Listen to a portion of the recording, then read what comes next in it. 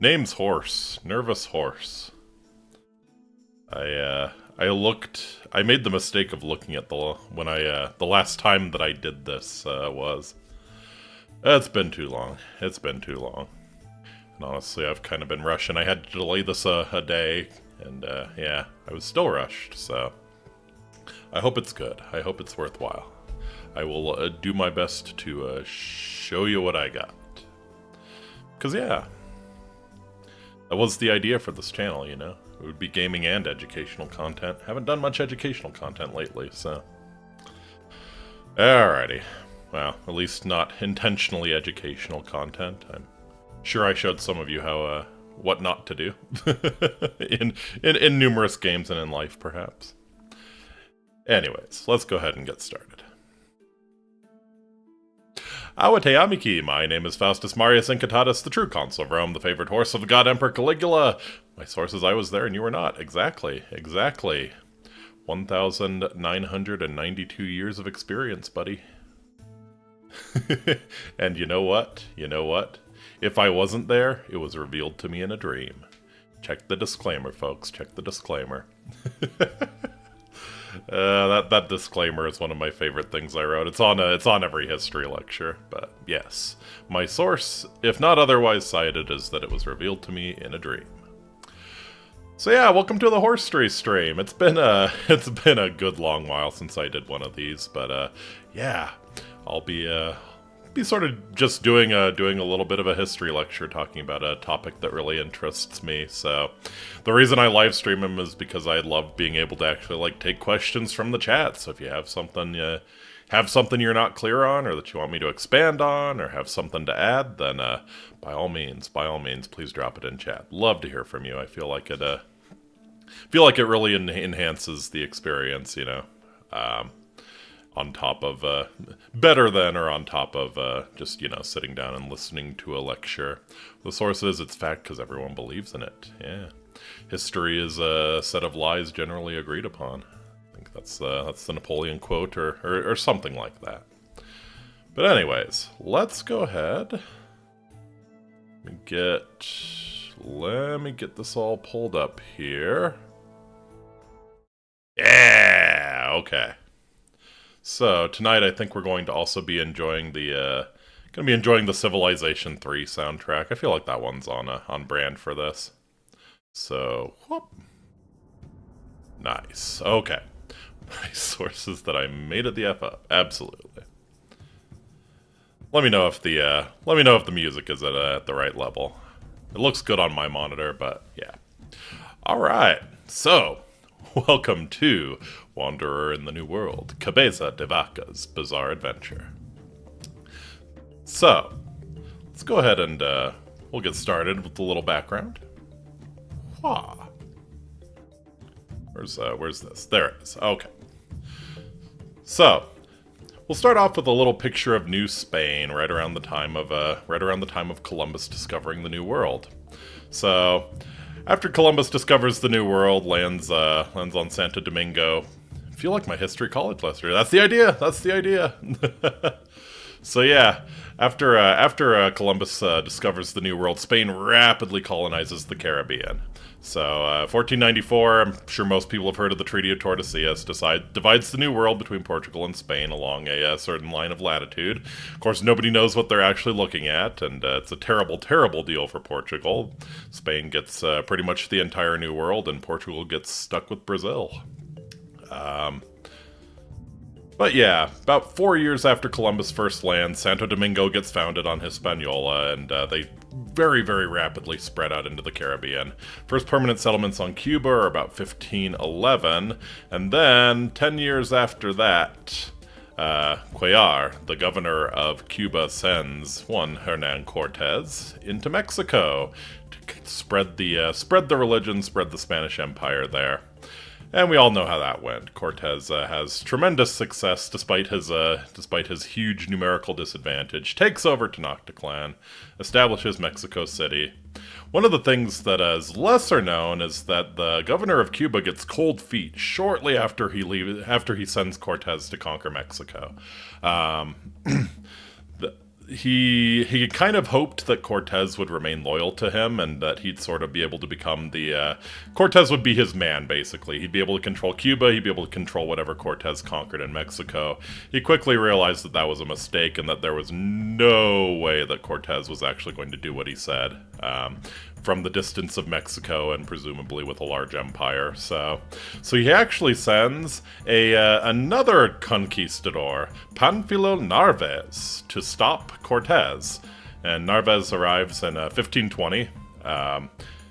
Cortez got there at 1519. I believe it took 2 years to conquer the Aztecs. So yeah, Narváez arrives in 1520. He has a lot more men than Cortez. The idea is that he's going to stop Cortez from completing his conquest, and Narváez is going to be the new governor of Mexico, or New Spain.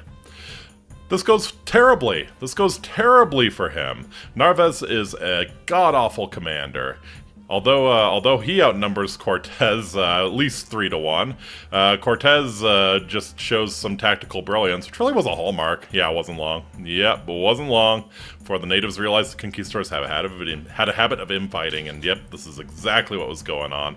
So yeah, Narváez lands in Veracruz, and well, even though he outnumbers Cortez 3-1, Cortez gets wind of what's going on and comes with about 200 of his own conquistadors, absolutely wipes the floor with Narváez. Kind of shows you what a soldier Narváez is. He imprisons Narváez for 2 years. Narváez loses an eye in the battle. Everything went terribly, and the rest is history from there. Cortez completes his conquest of the Aztec Empire, becomes the first viceroy of New Spain, pretty much the most powerful person in the New World. So that's kind of the setting the stage for the Narváez expedition. So let's go ahead.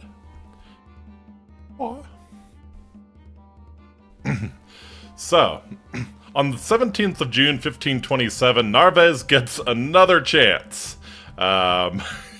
Narváez was a career soldier. He actually had been very active in the colonies before this. He participated in conquering Jamaica, did a lot of war crimes in Cuba, helped the Spanish really cement their rule there. So he'd been very active in the colonies. He was a very notable soldier, and he got another chance. Despite his god-awful performance trying to stop Cortez, he got another chance. Charles V ordered him to conquer and govern the provinces which should be encountered from the River of Palms to the Cape of Florida. By the River of Palms, they mean the Rio Grande, which is just a huge, huge, huge stretch of land, about 1,800 miles. But the problem is, they didn't know that.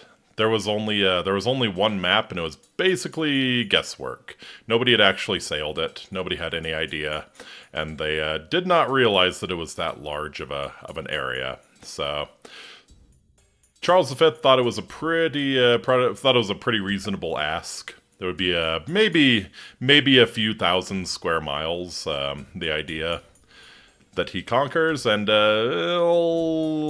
wasn't really realistic. We'll put it that way. But of course, nobody had any idea whatsoever what they were dealing with, which kind of defines the early Spanish conquistadors. Just go off into the wilds and conquer any Indians you see and claim it all for Spain. Everything will be cool. Everything will be cool. So, 17 June 1527, Narváez leaves Spain. He has 5 ships carrying 600 people, include soldiers, sailors, 10 women, and at least 5 Franciscan friars. By mid-September, the expedition reaches Santo Domingo. Local inhabitants seduce, and this is De Vaca's words, they seduce more than 140 men to desert. This was really, really, really common. Those damn natives. Those damn natives just, yep, got conquistadors acting unwise. So, yeah.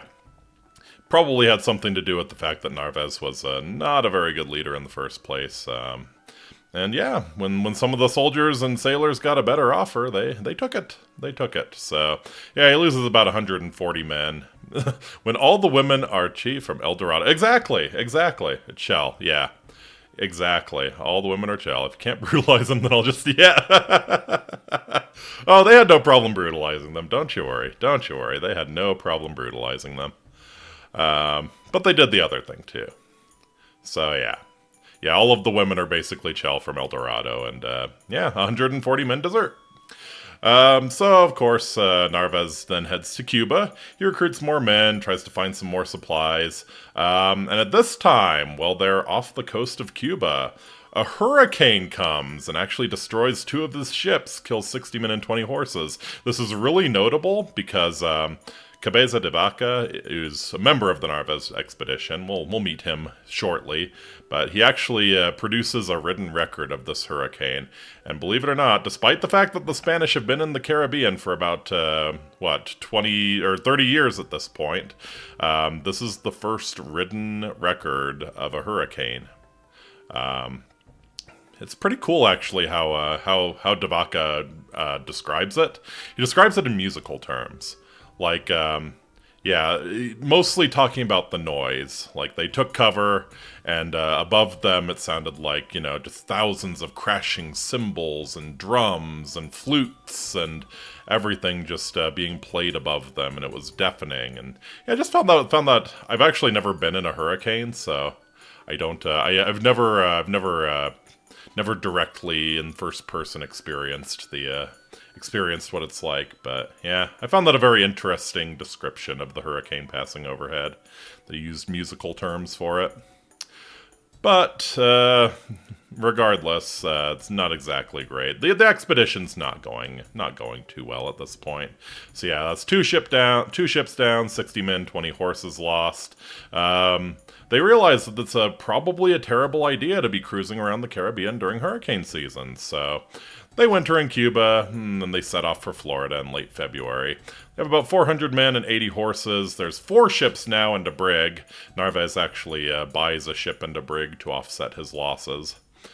So, yep, about 400 men, about 80 horses, a decent amount of supplies, although there was a lot of trouble with that. Narváez also hires a few local Spaniards as guides and pilots, and they don't perform very well either. They set off for Florida in late February. It takes them longer than expected because, well, the pilots that Narváez hired, they very, very swiftly get all of the ships stuck on some shoals just off of Cuba. Third of the expedition before reaching Florida, GGWP. Yep, exactly. Yep, that's 1 whole third of the expedition before even touching the ground they were supposed to be on. So, yep, kind of sets the tone for how this thing's gonna go. And yeah, takes them longer to get to Florida than they want because they get stuck on some shoals right off of Cuba. And this is not a surprise. Like, anyone who'd actually sailed around Cuba knew where those were. So, kind of goes to show you the quality of the pilots and the navigators that Narváez had recruited. And this will become a bigger problem later. So, let's meet Cabeza de Vaca. So Álvar Núñez Cabeza de Vaca, he's the treasurer and the alguacil mayor of the Narváez expedition. This is, alguacil mayor is translated as provost marshal. He's basically the second in command. He is the, provost marshal nowadays is the head of a military police detachment. So he's very much the military man. You could even maybe call him the prefect or something of that nature. He's the second in command. He's a decorated soldier, and he's meant to oversee the military side of things. So Cabeza de Vaca was born right around 1490 to a minor noble family. They're called Hidalgos. They had a tradition of really distinguished military service. His name actually means cowhead. If you've taken any Spanish, you should recognize that. This Cabeza de Vaca means cow's head. It comes from a peasant in the 1212 Battle of Las Navas de Tolosa. There was a peasant working with the army of the King of Navarra. He located a hidden pass and allowed the King of Navarra to pass over it and ambush his foes. And he had marked that pass with a cow's skull. So the king was so pleased with his service that he actually makes the peasant a noble, and he gives him the title Cabeza de Vaca, which means cow's head, after what he did. So that title was in Cabeza de Vaca's family for 300 years before he took it himself. More recently, though, some distinguished, quote-unquote, military service came from Cabeza de Vaca's grandfather, Pedro de Vera. He was responsible for brutally conquering and enslaving the natives of the Canary Islands in 1483, and this was, this was so bad that even the other Spanish officials at the time were complaining about him. Like, Pedro, you've gone just a little bit too far. Killing all the men and enslaving all of the native women and children, you know. We need a workforce, right? We need to not have constant rebellions. But Pedro don't care. Pedro's here for blood. And god damn, he got it. He got a lot of it. So yeah, we're supposed to enslave them, not kill them. Exactly. Yeah, that's the trouble. Like, you killed all of the able-bodied males. Like, who's going to do the hard work, right? So yeah, it was incredibly brutal.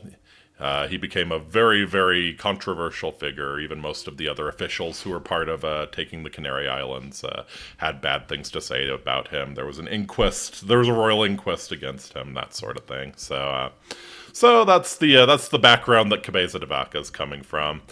De Vaca himself, he fights in Italy as a young man. Which is a whole Renaissance Italy is a whole crucible.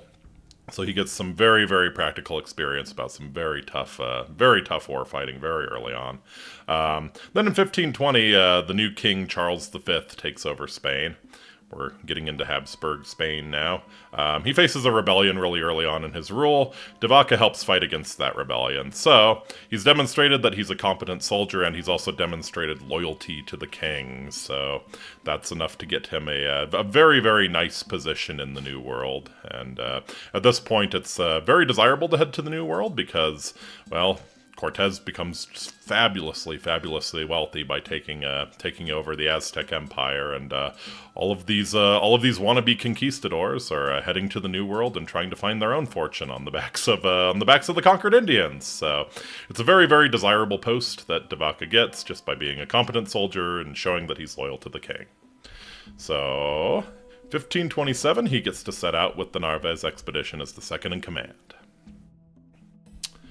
So, the trip was only supposed to take about a month, but it ends up taking 2. The expedition sights land, they head towards it, and they land in Boca Ciega Bay, which is near modern St. Petersburg, Florida. And gonna pull up a map here. So if you look, you can see the Bahia de Tampa. I could only find one in Spanish, but I feel like it's very appropriate. I didn't feel like making one myself, so very appropriate that we're doing Spanish conquistadors. The map's in Spanish. So you can kind of see Boca Ciega's on the northern side of Tampa Bay. Again, very near modern St. Petersburg. So Indians go out. They meet the ships in the bay, and they trade with them. They're very interested. This is first contact for them, so they're very interested in these strange ships that have showed up on their shore. And, you know, they trade some trinkets for food. They have some deer meat. They have some corn. They're very interested in things like belt buckles and nails and that sort of thing. So, yeah, it's a very peaceful first contact. They meet the ships, they trade with them. But sometime in the night, they realize that this might be a little dangerous. The Indians, that is. They talk it over at night, and by the time the expedition actually goes on to land the following day, the Indian village is empty.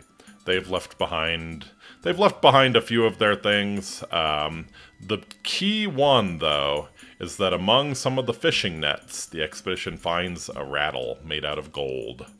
And this is like putting a sugar cube in front of a horse. Narváez goes into absolute gold fever here. So this is his proof. This is his proof that there's a rich empire just like the Aztecs.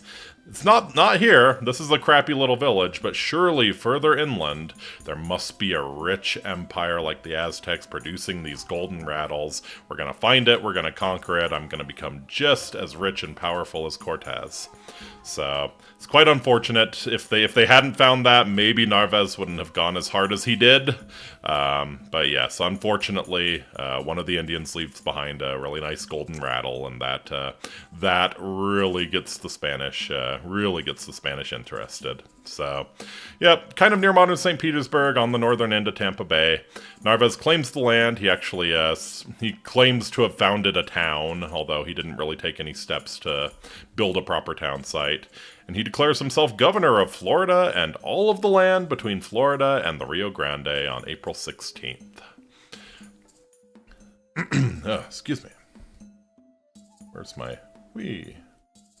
So, as I've kind of hinted at, Narváez maybe not the best leader. That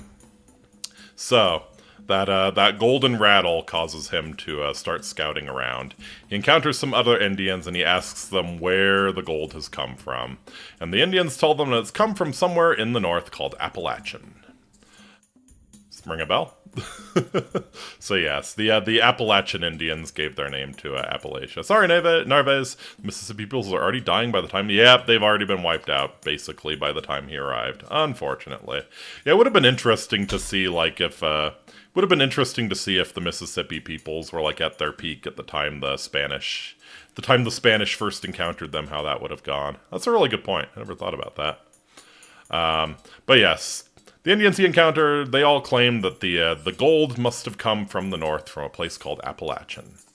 So, Narváez is super excited to go and find the gold, and on May 1st he decides to split his forces up. He wants to send the ships off to map the coast and figure out exactly what they're dealing with, and then they're going to sail over to the Rio Grande. The soldiers are going to trek there on foot. And as I mentioned before, maps during this time are absolutely garbage. Nobody has any idea what they're dealing with. And when Narváez is coming up with this plan, he only thinks that it's about 40 miles from where he is to the Rio Grande. Of course, it's actually over 1,800 miles, and this causes him to make the big mistake. This is the big one. This is the bunker moment. So yes, he decides we're going to send the ships away. They're gonna meet us at the mouth of the Rio Grande. We're gonna trek there on foot. Kind of see what the coast is like. We'll see what the inland is like. Hopefully find Appalachian, get some gold, and then we'll all meet up near the mouth of the Rio Grande. Cabeza de Vaca very reasonably says this is a tremendously stupid idea. Splitting the expedition up means that the ships are not going to be able to find the men on foot again, especially if they're trekking inland, and should the journey wind up being longer than expected, or they encounter some hostile Indians that actually give them trouble, they're going to be completely cut off from supplies. So, Cabeza de Vaca, very much the voice of reason there. Unfortunately, Narváez is not hearing it. Narváez and Cabeza de Vaca never got along. It seems like they quarreled the whole time, and part of it was probably Cabeza de Vaca's pride. Right? I'm sure he wasn't too happy about being second in command, especially not to this idiot. Dude, gold's heavier than it looks. It's going to be a pain to carry that every day for more than 1,800 miles. Well, exactly. They didn't know. They thought it was just 40 miles. And they have horses, you know? They have horses. They have carts. They could carry away a lot. Just not over 1,800 miles. So...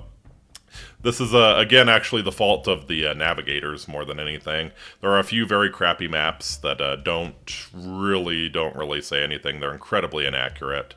But the navigator swears up and down, same one who got them stuck on the shoals outside of Cuba, he swears up and down that, yeah, the Rio Grande's only about 40 miles away on foot. So that's 1 day on a horse, maybe 2 or 3 days. just depending on the state of the trails on foot. So not really much of an issue. Narváez is not too concerned, and so Narváez completely ignores Cabeza de Vaca's warnings. He actually kind of throws down the gauntlet and tells de Vaca that, well, if you hate it so much, why don't you go with the ships then? If you're so scared of crossing this land inland. Cabeza de Vaca says, Cabeza de Vaca refuses. He says that his honor's at stake, you know. He can't be seen running away from a challenge, so... De Vaca's a very honorable guy. We'll give him that. So yeah. His honor refuses, despite his misgivings about the situation, his honor demands that he see it through to the end and follow his commander. So, yep, Narváez ignores him. He issues 2 pounds of biscuits and a half-pound of bacon to each of the 300 men undertaking that march, and then sends the ships away and sets off. He actually sends the brig straight back to Cuba to go and get more supplies, which again, how are they going to find you? And then, yes, the 4 ships he sends off to map the coast. So they set off, and yes, they set off on this 1,800-mile journey with only 2 pounds of biscuits and a half-pound of bacon.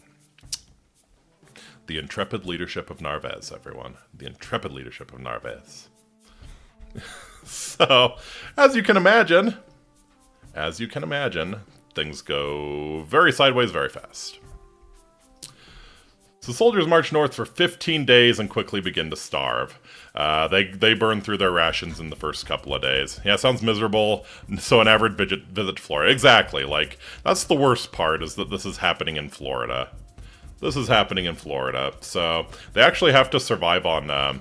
De Vaca says that they survive eating palmettos. And palmettos were something that they had in the south of Spain, so they recognized what they were. They realized they were edible, if not very tasty. So that was the main thing they ate. Really strange thing in De Vaca's account, though, is that he mentions all of the animals that are around. And it's mostly what you would expect. He talks about all of the birds. He talks about the plentiful deer. He mentions, oh goodness, I'm drawing a blank on a few of them. I think he mentions some snakes. It's a pretty good picture of the. It's a pretty good picture of the fauna there. Something he does not mention, though, and that I find really strange that he didn't encounter. They shoot the deer. That's the thing. I don't think they did. At least according to De Vaca, they didn't. Which makes no sense whatsoever. Yeah, he talks about all of the animals, but he never mentions actually shooting the deer. They eat palmettos instead to try and stave off hunger. So it's really strange. And out of those animals I listed in Florida, is anything missing? Do you guys notice anything missing, like a glaring omission that you'd think he probably would have written about if he saw one, and he probably would have seen one? Alligators, yeah! He makes no mention of alligators, which is really weird. Yeah, they're everywhere, and they crossed rivers. You know they would have seen an alligator, but yeah, for some reason, I don't know if they just didn't see them or what was going on, but yeah, he does not mention alligators at any point, and he writes pretty extensively on the fauna there. So yeah, very much a mystery how they got through pretty much all of Florida and didn't see an alligator. But anyways, they march north for 15 days. They quickly begin to starve. They have to eat those palmettos, and for some reason they're not shooting the deer. It's a very strange one. But anyways, they run into an Indian village on May 15th, about 15 days later. Maybe they're more well hidden when the place hadn't been colonized, I guess, but I mean, they're finding deer. And they're crossing rivers is the thing. Like, you'd think that crossing rivers, they would see something big moving in the water. But yeah, on May 15th, they finally get to an Indian village. They go out to meet them, and the Indians are immediately hostile. So it quickly turns into a battle. The conquistadors absolutely stomp them, take no casualties whatsoever, and actually take a few of the Indians captive to serve as guides. Eating palmettos takes up more energy than just shooting and cooking a deer. Weird, right? Right? Yeah, there's some weird stuff. Oh, I'm in the way of this one. All right. So yeah, they take a few captives to serve as their guide. They raid their village for supplies. Most Indian villages here are growing corn. They have at least small gardens, usually right along the rivers. They didn't really have any sort of complex irrigation or formal sedentary farming, but yeah, they would plant some corn seeds along the rivers and kind of go and harvest them as the season allowed. So yeah, they found a decent amount of corn, and that was something that they could actually eat. But later on, they run into a friendly tribe. Or at least they're friendly at first. It's a Timucua tribe, led by a chief named Dolchin Chellan. And he's an enemy of the Appalachians, so they, I think one of the most amazing things about this account is how much they managed to convey without knowing any of each other's language. So they use sign language. They actually communicate with Dolchin Chellan and make an alliance with him because he's an enemy of the Appalachian.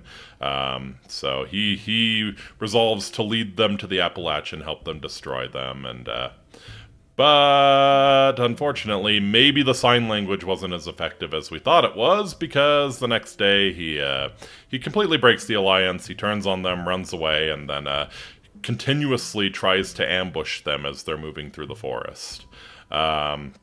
This does not go well. This does not go well for Dolchin Chellan. Same thing happens as happened with the initial group of hostile Indians. The expedition absolutely crushes them. They're just not ready for... They're just...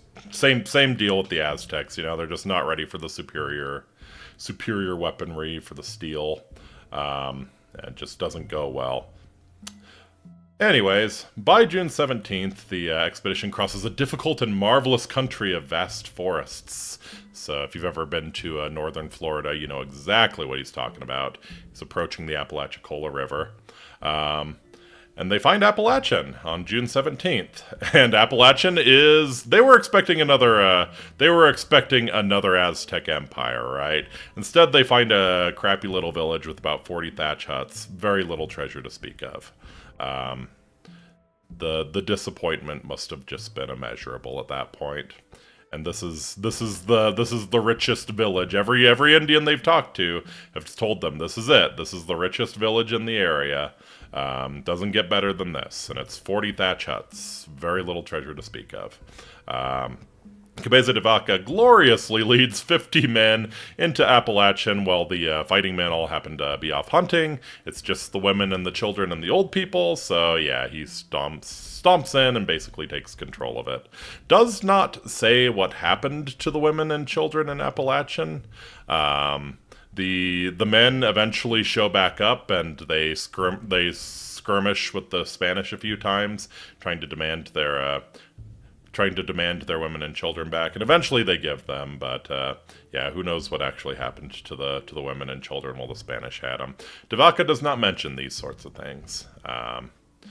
Certainly nothing that happened under his command, right? So, yeah, who knows how they were treated, but eventually they do return the women and children to the men of Appalachian. Anyways, gonna whoop. And whoop. Alright. So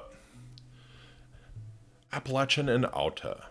I don't know how to pronounce this one actually. I think it's Auta. But yeah, if anyone is a Native American expert, feel free to correct me. So, the expedition stays at their glorious conquest of Appalachian for about a month. They scout around the surrounding area, and they find that the Indians were telling them the truth. The surrounding area is really sparsely populated, it's full of dense forests and swamps, really, really difficult to navigate, not a whole lot to forage. So, at this point, they're kind of getting desperate. They hear rumors of Aute, another village to the south, right near the mouth of the Apalachicola, where it empties out into the Gulf. The Apalachicola is a river. Supposedly they have a bunch of food. They have corn, they have melons, they have a lot of squash, and Appalachian doesn't really have much anymore. Not much that the conquistadors haven't already eaten. So they make the 9-day trek to Aute, and they get ambushed several times by the Indians there. This is actually when the first combat fatality occurs. One of the conquistadors, one of the nobles, is just gets drilled right through the throat with an arrow while he's riding along on his horse. Just arrow from the forest somewhere. So yeah, this is the first combat fatality. There'd been a few casualties before this. I think one of the conquistadors fell or tried to ford a really fast-moving river on his horse and ended up drowning. And yeah, there were a few disease deaths by this point. But yes, this is the first combat fatality. But of course, the conquistadors still have all of their weapons. They're still vastly superior. The Indians can't do much but ambush them, fire a few arrows, and disperse back into the forest once they start taking casualties or they're out of arrows. De Vaca notes that all of the warriors they saw were archers, and this is true. This is true throughout a lot of the area that he's working in. It's only archers. That's entirely their troop composition. They're all handsomely proportioned, lean, agile, and strong. Their bows were as thick as an arm, 6 or 7 feet long, accurate at 200 paces. That's a longbow. That's basically a longbow, which is really, really, really impressive that they managed to do that with just sinew and fiber, basically. So yeah, De Vaca talks a lot about the power of the longbows and seeing like one of them fired an arrow near him and it drilled about 6 inches into a tree stump. So yeah, gotta be pretty scary. Something that strong and that accurate being fired at you from well over 500 feet away. But that's what they dealt with the whole way to Aute.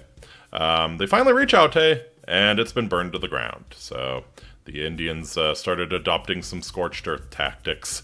Rather than let the Spanish conquer it, they burned everything to the ground. But they didn't bother burning the fields. So those rumors turned out to be true. With bone, wooden arrow tips, and Indians hadn't discovered metalworking exactly. For the most part, they had not. Yeah, it's all mostly stone arrow tips, actually. There is some bone, but yeah, stone is the primary thing that's used. Flint, chert, those sorts of materials. So yeah, stone is the primary material for the arrowheads. But yeah, they find Aute burned to the ground, but the Indians did not bother to burn their fields, and the rumors were true. There is a good bit of food at Aute, so at least a little bit of a lucky break for them. They're at least getting to eat some melons and corn and that sort of thing, but it's still going real wrong. It's still going real wrong. And yeah, right about this time is when everyone starts to realize that this is not going well. So, after sacking Aute, the expedition, begins to fall apart. By this point, about a third of the expedition is sick with malaria. There's a lot of dysentery going around at this point as well. Narváez, hi Ricey, bye Ricey. Narváez is one of the ones sick as well, so De Vaca has to take on a lot of the daily responsibility of actually running the expedition. The few remaining cavalry, because the horses were dropping like flies at this point, few remaining cavalry begin openly discussing desertion, but De Vaca and a few others talk them down. It's kind of interesting to hear De Vaca describe this. It's very chivalrous. It's very chivalrous. Yeah, they are openly discussing desertion, and when they decide on it, they actually all come to Narváez and inform him that they are deserting. And he says, once again, it's very much a matter of honor. They are all well-bred hidalgos. They are nobles. It would be shameful for them to just run off in the night. So they very boldly come into Narváez's tent and inform him that we are deserting.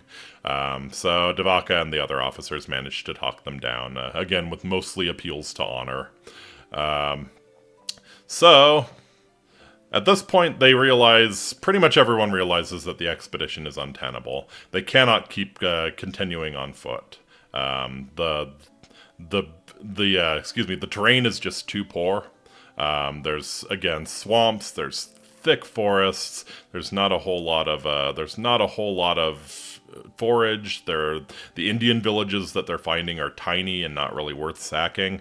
So there's really no point in continuing on foot. So the decision is made that probably the best bet is to try and build barges and sail across the Gulf to reach Mexico. This is this is a big risk. Again, nobody has an accurate map. Nobody knows how far this is. Nobody knows what's in between here and Mexico.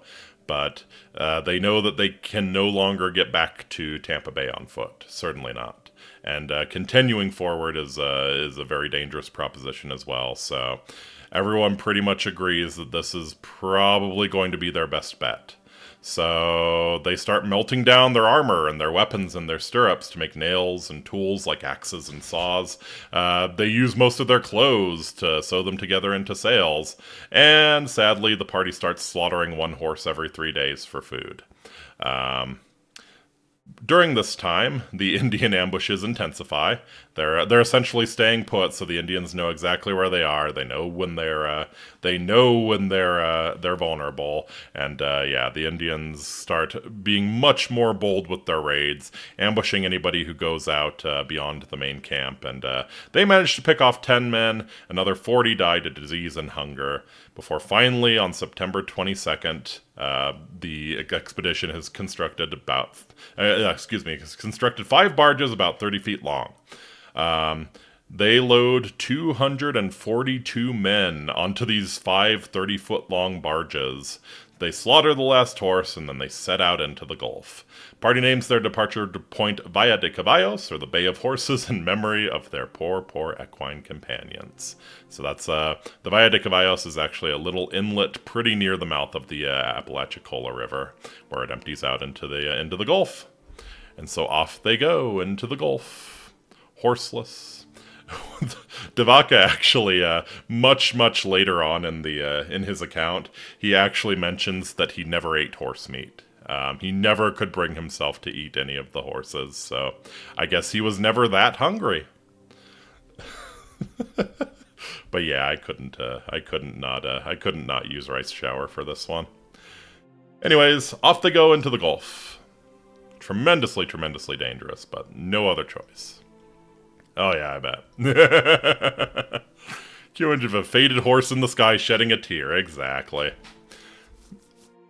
So, the expedition heads off into the Gulf, and it's as horrible as you would imagine.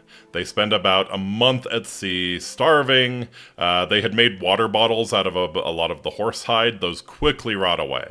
And so they quickly find themselves drinking salt water. This kills at least 5 men, and a bunch of them are continuing to die of disease. And I'm sure the Donner Party has never eaten human too. Exactly, exactly. Yeah, De Vaca takes every opportunity to make himself sound very, very admirable, and I think he is. Like, there are incontrovertible things that he did that are very admirable, but yeah, we always do have to keep in mind that we are necessarily only going to be getting his side of the story. So of course he's going to look as good as he possibly can. But yeah, that's his claim, that he never could bring himself to eat any of the horse meat.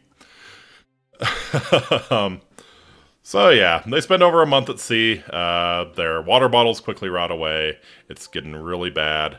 They get hit by another hurricane in late October, but miraculously none of the barges go down. And finally, near Pensacola, they find calm waters. So they decide to go ashore, especially given the fact that there are really nasty storms out in the Gulf at this time. So they find an Indian tribe, and an Indian tribe is actually really welcoming. They don't really have the weapons to just completely stomp the Indians anymore. So very luckily, they find an Indian tribe, comes out, meets them on the beach. They do their whole sign language thing again. They exchange some gifts. The Indian tribe is welcoming. They give them some food. And they actually invite them to come and stay at their village for the night. And then those absolute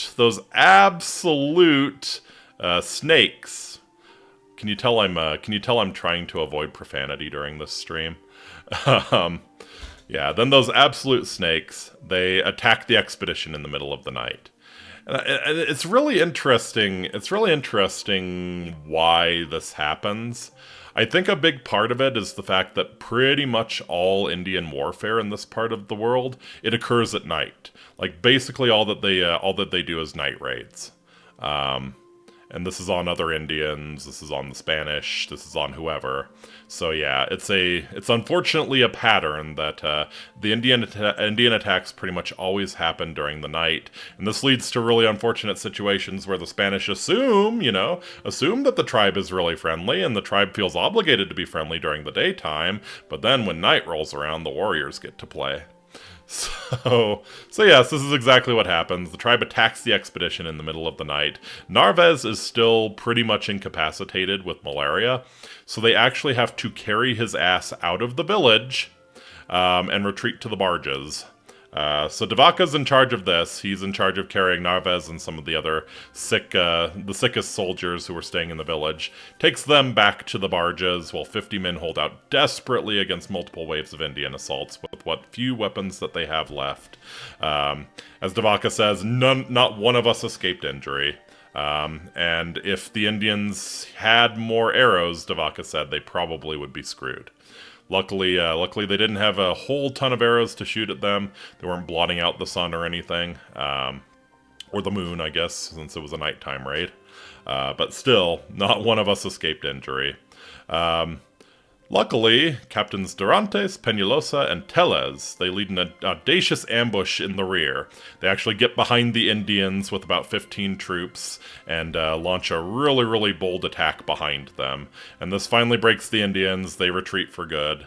And the expedition very, very quickly packs everything up and gets back onto the barges and pushes out. Interestingly enough, de Vaca doesn't mention that anyone dies during this. I find it hard to believe that no one did, like given how terrible the situation was. But yeah, according to de Vaca, nobody dies. So they set back out into the Gulf, and they continue just trying to float west. They have pine branches that they're using as oars. So the few healthy men will usually spend a few hours rowing every day. And again, the idea is just to keep pushing west, and surely we'll find Mexico soon, right? Like it was only supposed to be 40 miles. Like surely they couldn't have underestimated it that much, right? I feel like this is it's hard to put it. Like this is the thing that keeps them going along, right? And it's the thing that keeps drawing them further into a terrible situation. But at the same time, given what they know and given the situation that they're in, what else can they do? Like, I think it's a very natural human reaction to assume that, okay, yeah, it's a little more than 40 miles, but surely we're gonna find Mexico soon. Yeah, at least not raw. They at least had to use a marinade. True. So yes, they push on further west into the Gulf. And unfortunately, that means that they're going to be running into a very, very imposing physical barrier here in a moment. So, the expedition limps along. They have several more tense encounters with the Indians, including a hostage situation where two of their number go along with some supposedly friendly Indians to fetch some water. They get off the boats and go fetch some water, and the Indians leave two of theirs with the Spanish as hostages, basically to ensure that they come back. This goes terribly. The Indians have no intention of returning the Spaniards, and so the Spaniards refuse to return the Indians. And the Indians actually start coming out in canoes and start trying to block them into the little bay that they were in. So they just very, very, very barely manage to get out of the bay before they get blocked in and absolutely wrecked. So yeah, several more tense encounters with the Indians, but finally in early November they reach the Mississippi Delta. And this is both a blessing and a curse. Trying to avoid profanity, you put that image in. Hey, he's a female dog. Let me make sure the slide is visible. The Mississippi Delta is a blessing and a curse. It's a blessing because it's actually, the flow of the river is so powerful that you could actually like draw fresh water from the ocean for a good little bit, as it empties out into the Gulf. So they finally got a nice easy source of fresh water. But unfortunately, the fact that the river's flow is too powerful is also making them get really easy to get pushed back to sea. They can't get to land if they want to, so they're constantly fighting against the flow of the river. So for 2 days, they try to row ashore. They see some signs of Indians, and they're also really interested in exploring this gigantic river delta. But the flow of the Mississippi causes the barges to get separated at night. So De Vaca's barge, when he wakes up in the morning, he's all alone. So he searches all day, and finally around the evening, he finds Narváez's barge along with one other barge. So still 2 barges unaccounted for, but he's found 2 of them. When he gets there, Narváez is trying frantically to row his barge ashore. He really wants to get off the the ocean, and I honestly don't understand why. Because why he thought this would go any better than any of the other times they had landed. Why he thought they wouldn't get ambushed by Indians again, especially along such a big and obviously important river. There's going to be a ton of settlements, and you've seen how things have gone with the Indians so far. But yeah, Narváez, again, we've established not the strongest intellectual, and kind of prone to fits of whimsy. And when he wants to do something, he wants to get it done no matter what, and he'll do whatever he can. No matter how stupid it is. So, yes, this is the state De Vaca finds him in. Narváez is trying frantically to row his barge ashore. Well, I say trying frantically, but he's making the men on his barge row the barge ashore. De Vaca tries to follow him, but De Vaca got stuck again because he was kind of the black sheep in here, and Narváez hated him. De Vaca got stuck with most of the really sick and weak men, so he's unable to keep up with Narváez. He can't row at the same speed. I ain't the sharpest tool in the shed. No, he is not. And the world did roll him. So yeah, De Vaca begs Narváez to throw him a rope so that they can keep up, that they can stay together, they won't get separated. And Narváez drops this absolute gem, that the time has come that each must do as he thought best to save himself. He says it was no longer time for him to command anyone, it's time for him to do what's best for himself. So De Vaca has no choice but to float back out to the other barge that's still out at sea, and continue floating westward, leaving Narváez behind. So I actually didn't find a good place to talk about what eventually happens to Narváez in the presentation. So since we're going to discuss his certified bitch status, I'll tell you what happens to Narváez. So Narváez eventually gives up on managing to land on the Mississippi. He gets pushed out to sea, and he actually manages to float all the way to Matagorda Bay in Texas. And there, he actually finds one of the other barges that had kind of floated along the same path. And this is really exciting because Matagorda Bay was actually something that was on one of the few maps that they had of the area. So they finally sort of had an idea of where they were. It was not a good map. Like, again, I can't stress this enough. Like, the fact that they found Matagorda Bay was not much of a help, but at least it was something that was on the map, right? And they knew it because they recognized the sand dunes up behind the bay. So, yeah, Narváez manages to find one of the other barges. They've come ashore in Matagorda Bay. Expected him to get lit up with arrows like that one Viking did. Nope, he goes out like much more of a bitch. So, yeah, Narváez starts helping the other barge is disabled, so Narváez starts helping the people from the other barge across the river. They land on the western side of the Colorado River. Not that Colorado River. There's actually a Colorado River in Texas. that empties out into Matagorda Bay. So he ferries the people from the other barge across to the western side of Matagorda Bay, and then as they're all waiting to kind of move towards Mexico together, Narváez, well, he kind of decides that this is not really his style. Like, shepherding all of these sick and weak people along, trying to get his command back to a safe place. It's a risk, right? If you stick with them, then you're going to be tied down by all of these sick and weak men who have to plod along. Like, they only have one working barge, so a lot of them are going to have to take the land route and maybe just load all of the sick people into the barge. So Narváez decides, nah, screw that.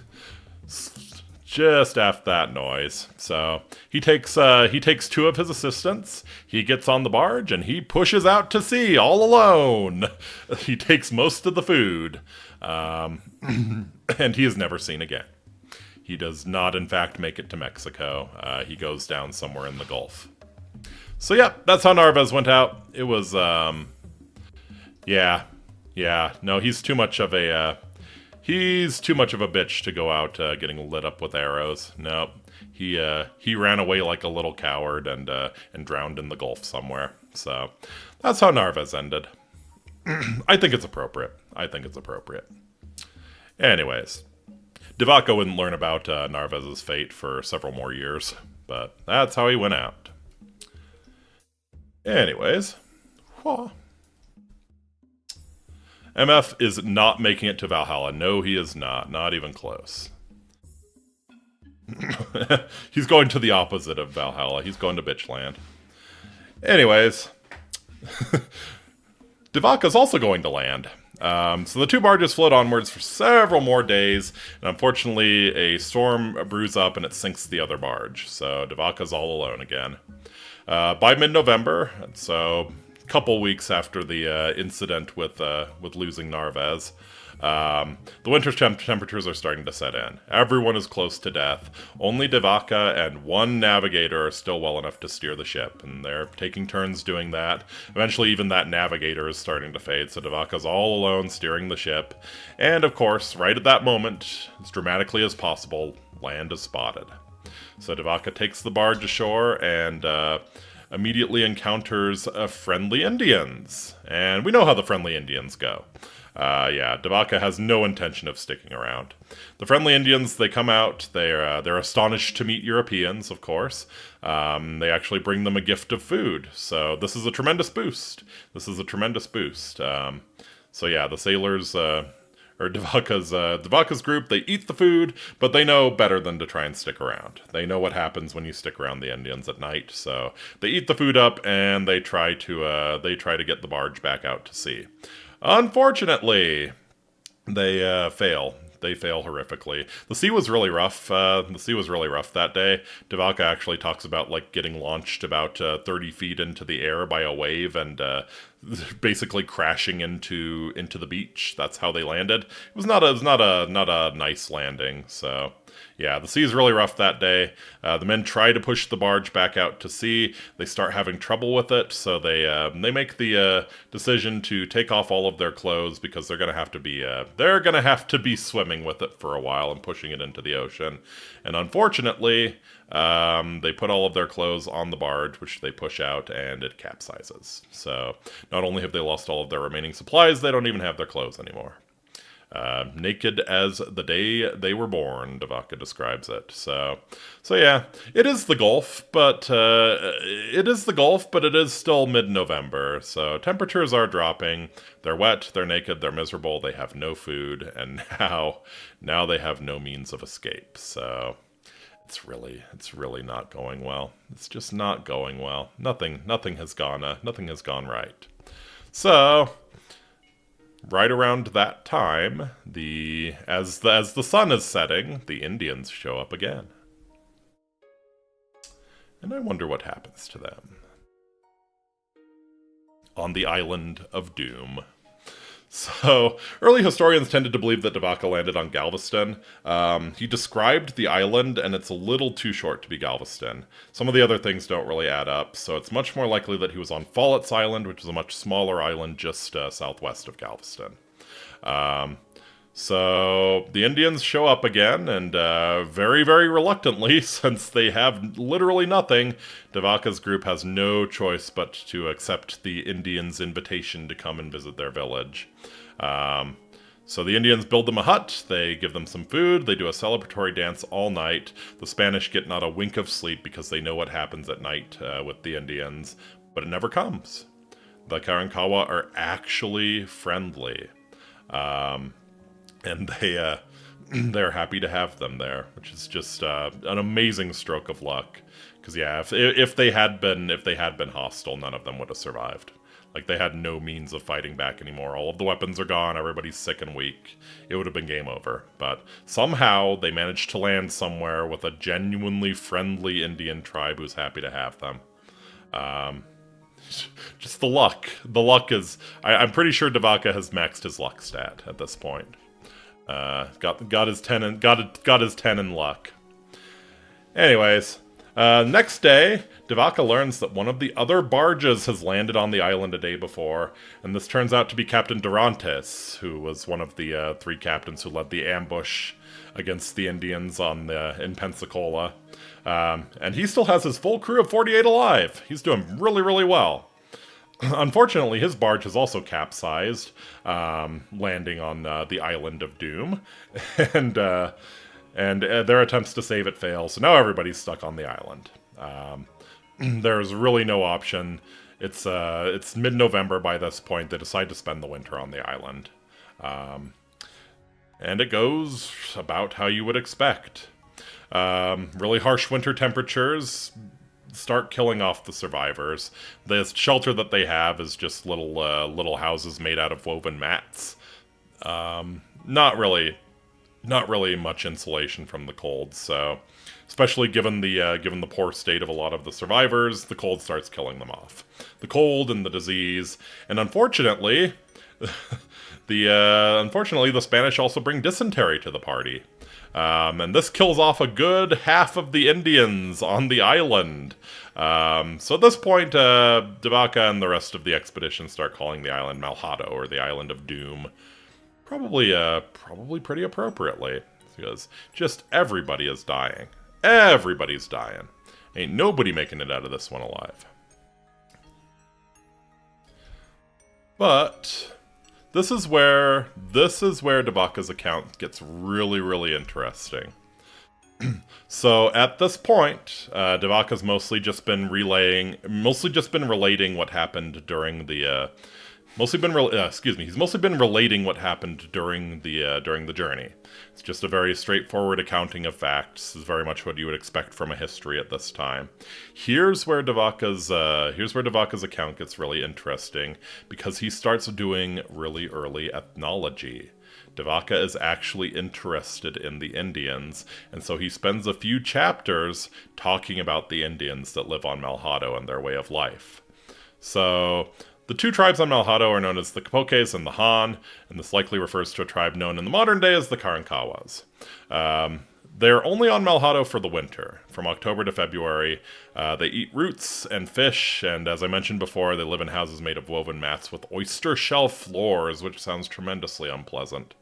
I guess if you really get them ground fine and pack them down, that's not bad. But yeah, that sounds really unpleasant. Yeah, the rest of the year they actually go back to the Texas mainland. Again, we're right near Galveston. They actually go back to the Texas mainland, and they eat oysters, they eat prickly pears, pecans, that sort of thing. So yeah, they had the luck of landing on Malhado when it was actually inhabited by people who could feed them. So that's another bit of Cabeza de Vaca's 10 luck stat. But yeah, De Vaca spends several pages just describing the Capoques. So the men pierce their ears, lips, and nipples with big pieces of sugar cane. He describes it as about a hand length long and 2 fingers wide. So it is a big piece of sugar cane. You can kind of see it in the drawing there. Most of them wear no clothes whatsoever, except for the young women who typically wear a deerskin tunic. One of the really interesting things that he writes is that these people love their offspring more than any of the world and treat them very mildly. So it's not just look at these savages, and this is, again, what makes De Vaca's account so unique and so interesting, is that he's actually doing a pretty decent ethnological study of the people that he's running into. Another interesting thing that he talks about is the rules around marriage. Husbands are not allowed to interact with the bride's parents in any way. So they have the wedding, the bride moves into the husband's home. The bride's parents are not allowed to enter the husband's home and vice versa. You are not allowed to interact with your in-laws in any way, to the point where if they start walking past each other, they both will avert their eyes and go to the other side. Not the street, but yeah, you get the idea. They would, yeah. God, I wish that was me, right? Yeah, exactly. So yeah, you're actually not even supposed to make eye contact with your in-laws. You're supposed to, if you're about to pass each other, you're supposed to, go 100 feet away from each other and just not acknowledge them at all. This is not the case for the bride, by the way. The bride is both allowed and encouraged to interact with her husband's family. But yes, the husbands are not allowed to have any sort of interaction whatsoever with their in-laws, which, yeah, I think there are a lot of men out there who would be okay with the Malhado way of life. Another interesting thing that he goes into is the funeral superstitions. There actually is a year-long mourning period when someone dies. At least when someone dies young. It's a really interesting distinction that he mentions. When someone dies of old age, they hardly grieve it at all. Because, mission accomplished, right? It's a very interesting way to look at it. So yeah, when someone manages to die of old age, it's almost a celebration. But yeah, when someone dies of an unnatural cause or dies of disease, there's a really elaborate mourning ritual. It lasts for over a year before they finally scrub their house clean and remove all of the smoke that had come from cremating the body. But yeah, one of the big ones is that families that lose a member must not leave their house for a mourning period of 3 months.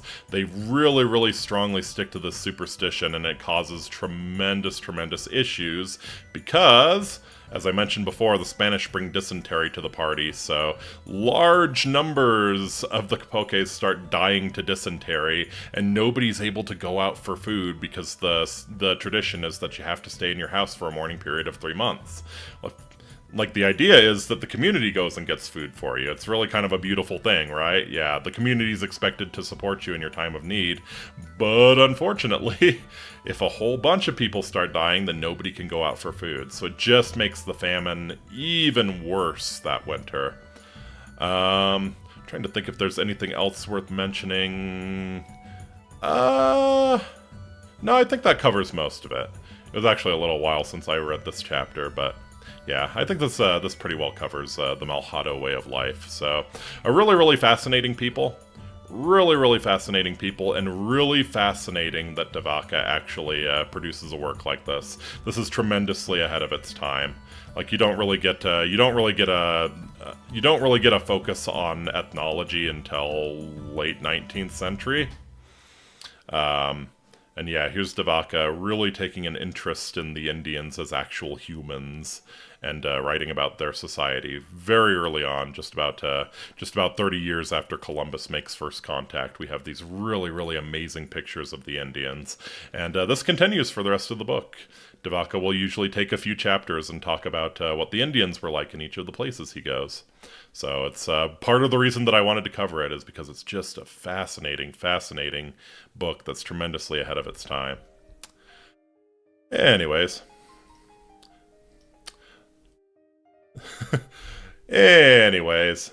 Unfortunately, the Spanish quickly wear out their welcome.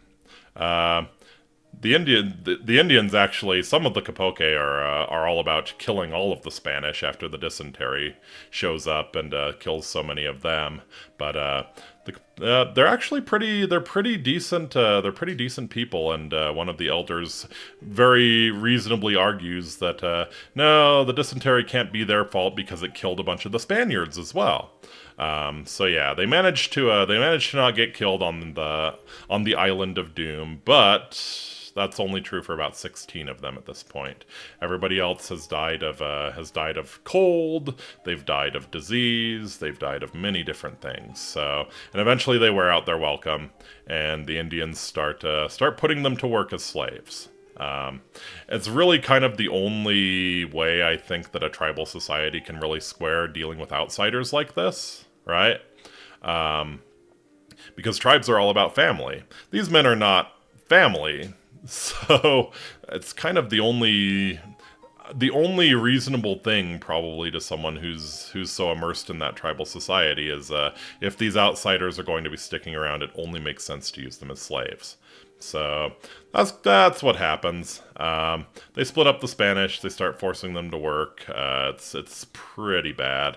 De Vaca becomes very ill, and he's left all alone on the island with the Capoques. Most of the rest of the Spaniards go off with a different tribe and go to the mainland. So De Vaca's pretty much left all alone. He eventually recovers. The other Spaniards who left him were pretty sure that he was going to die. Like most of them assumed that he was dead after they left him because he was extremely ill when they left him all alone.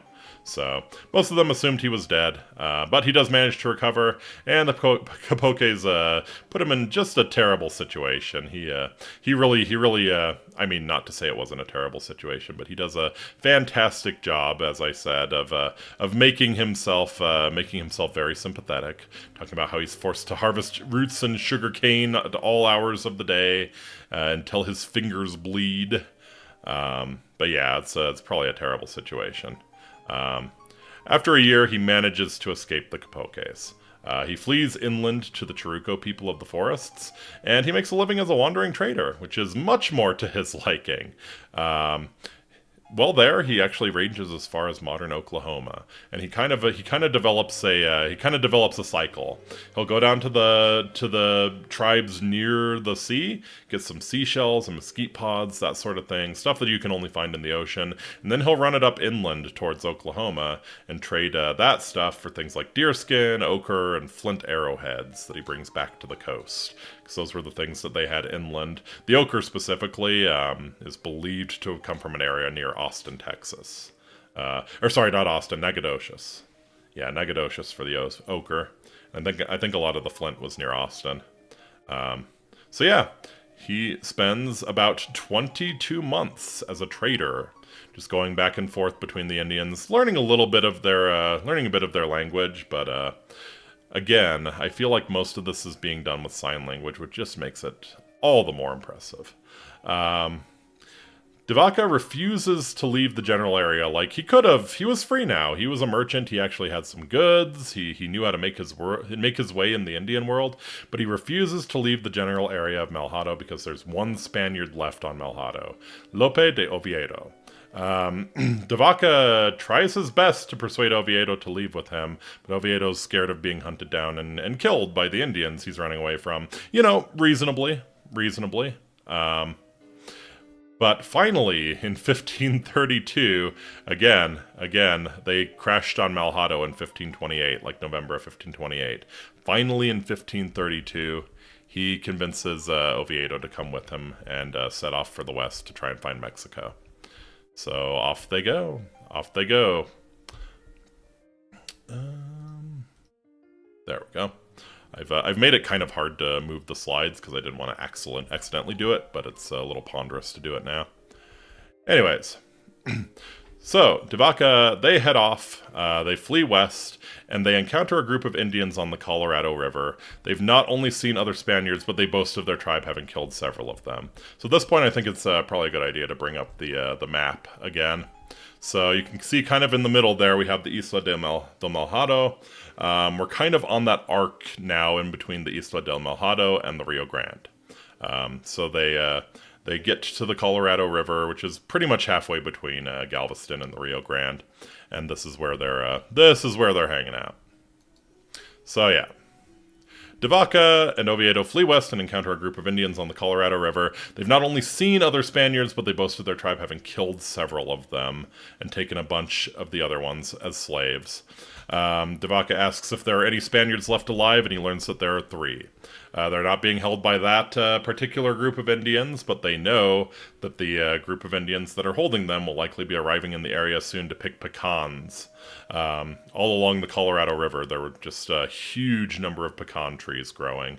So seasonally, Indians from all over, very, very far away, would all kind of descend on the Colorado River and pick pecans during the right season, which I believe is going to be late summer. Yeah, it would be late summer.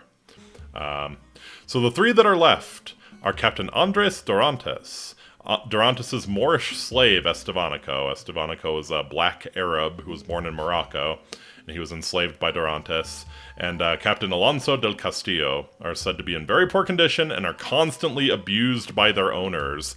And the Indians are kind of shitposters when they tell De Vaca and Oviedo about this. They mention that the 3 Spaniards are being constantly abused by their owners, and then they show them exactly how the Spaniards are being abused. So yeah, at this point they start throwing clods of dirt at them, start beating them, start pointing at their hearts with arrows and saying, "We'll kill you too," that sort of thing. This causes Oviedo to lose his nerve.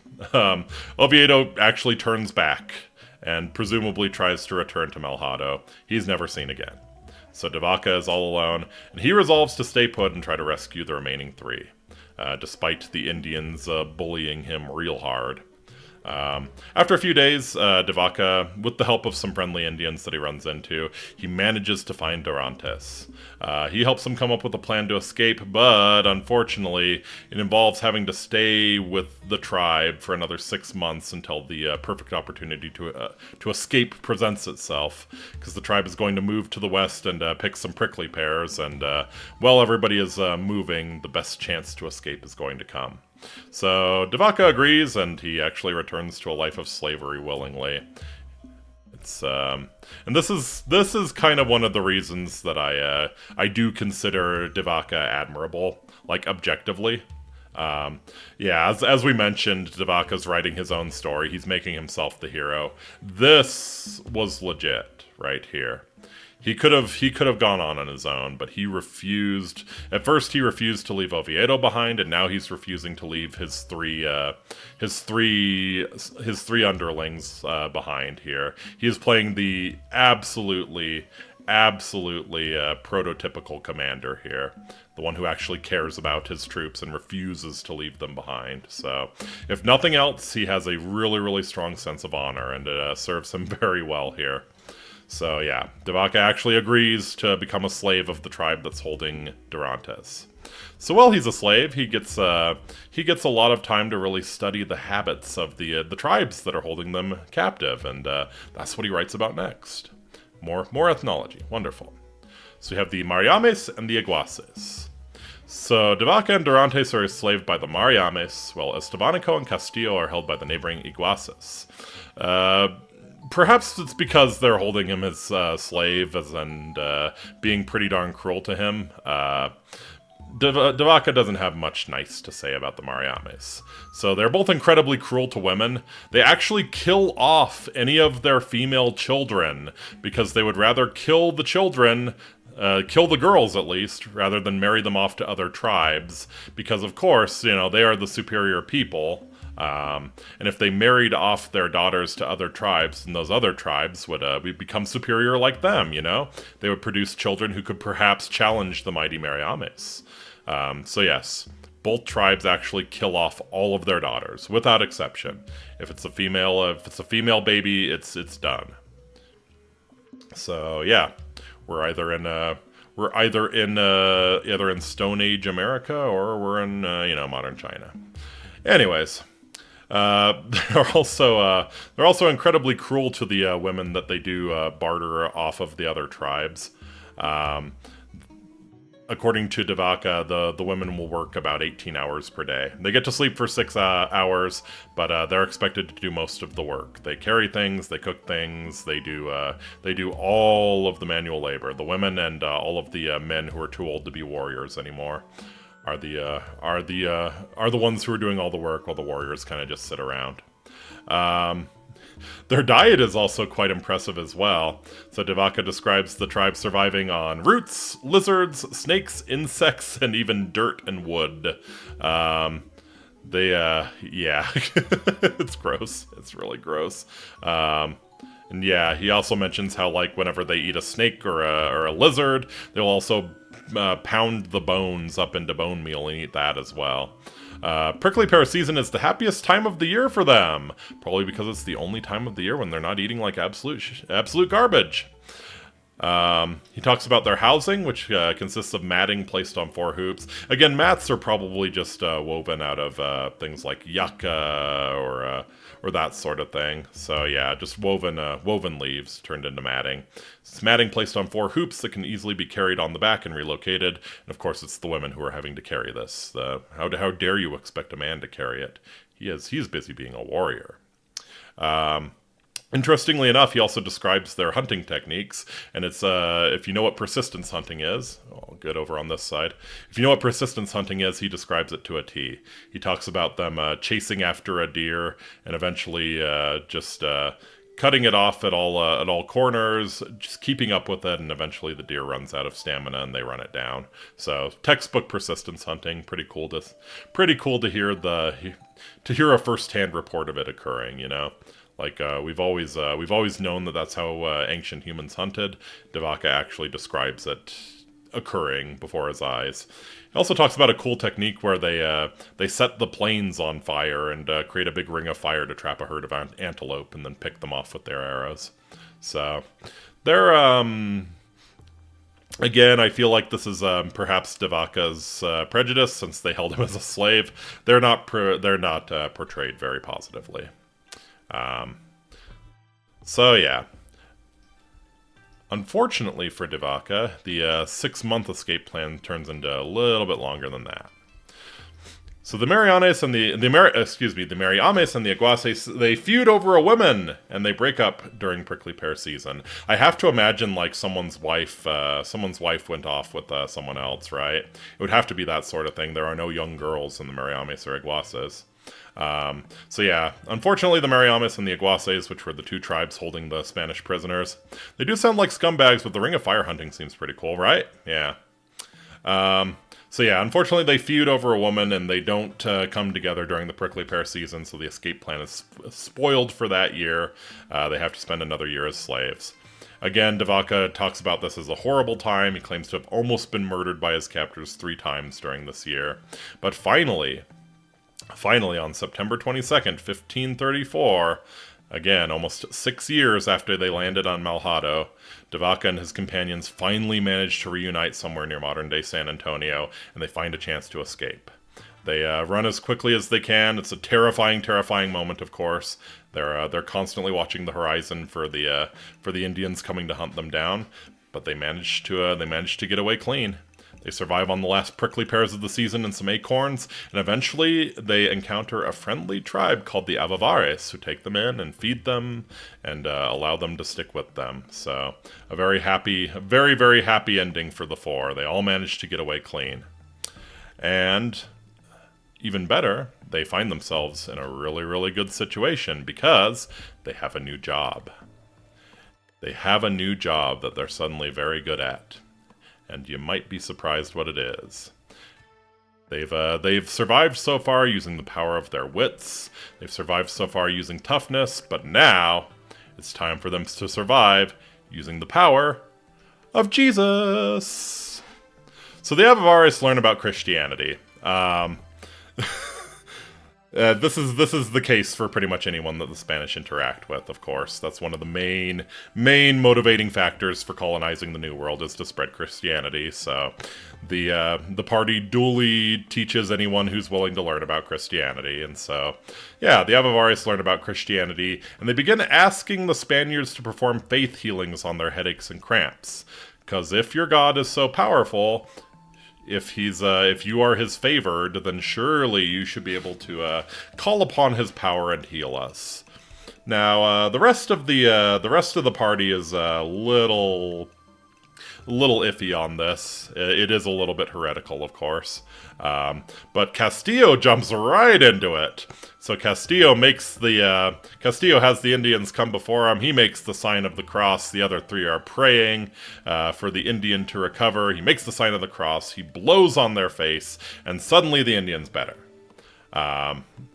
And this goes on and on and on, and slowly, word of these strange white people who have the power of Jesus and can heal you, it starts to spread all over the area.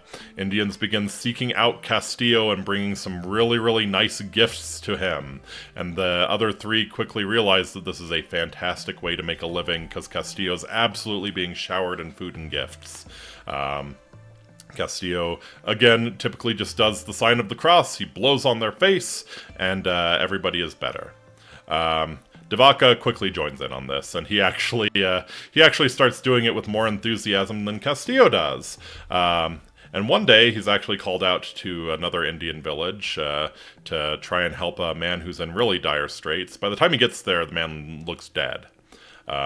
So De Vaca kind of gives him the last rites, essentially. He says a prayer for him, makes the sign of the cross, and gives his sympathies to the family and leaves. A little later on, once he gets back to the Avavares, he hears that man supposedly woke back up. And now he's created an absolute sensation because he resurrected a man from the dead. That's how powerful his healing magic supposedly is. So as you might imagine, this creates an absolute sensation. Oh, I like this track. I like this track now. I think this is like the modern Civ 3 era. So yeah, quickly word spreads that the Spaniards are the children of the sun. That they are basically divine beings with healing powers. And this tremendously, as you might expect, tremendously improves their lot in life. Because suddenly the Indians aren't treating them like garbage, the Indians are treating them like gods. And they managed to apply this into a way out. But not before. I didn't know where to put this. I probably should have put this earlier, honestly, but this is how it occurs in the book. So yeah. De Vaca talks about his faith healing, and then he sort of goes off on a tangent about the tribes that he was around.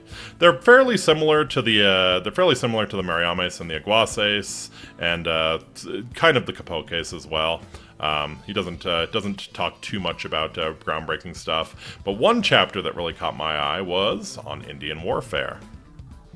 So De Vaca talks about the warlike plains tribes who have as much strategy for protection against enemies as if they had been reared in Italy in continual feuds, which again is where De Vaca got his first taste of war. So he talks about a few tactics of Indian warfare. One of the coolest ones is actually, if they suspect that an enemy raid might be imminent, they will empty out all of their lodges and light decoy fires in them, and dig ditches that they actually camouflage with brush where the people actually stay. They'll usually dig a square ditch, essentially, and have a little trench towards the middle where all the women and children stay right in the middle. All of the warriors stay on the outside, covered in brush. If there's any danger of an attack, the warriors typically stay up all night waiting for it. And yeah, if the enemy is stupid enough to attack the lodges, to fall for the decoy fires, then the warriors pop up and they absolutely start pelting them with arrows from the ditches. So nice little Viet Cong tactics there.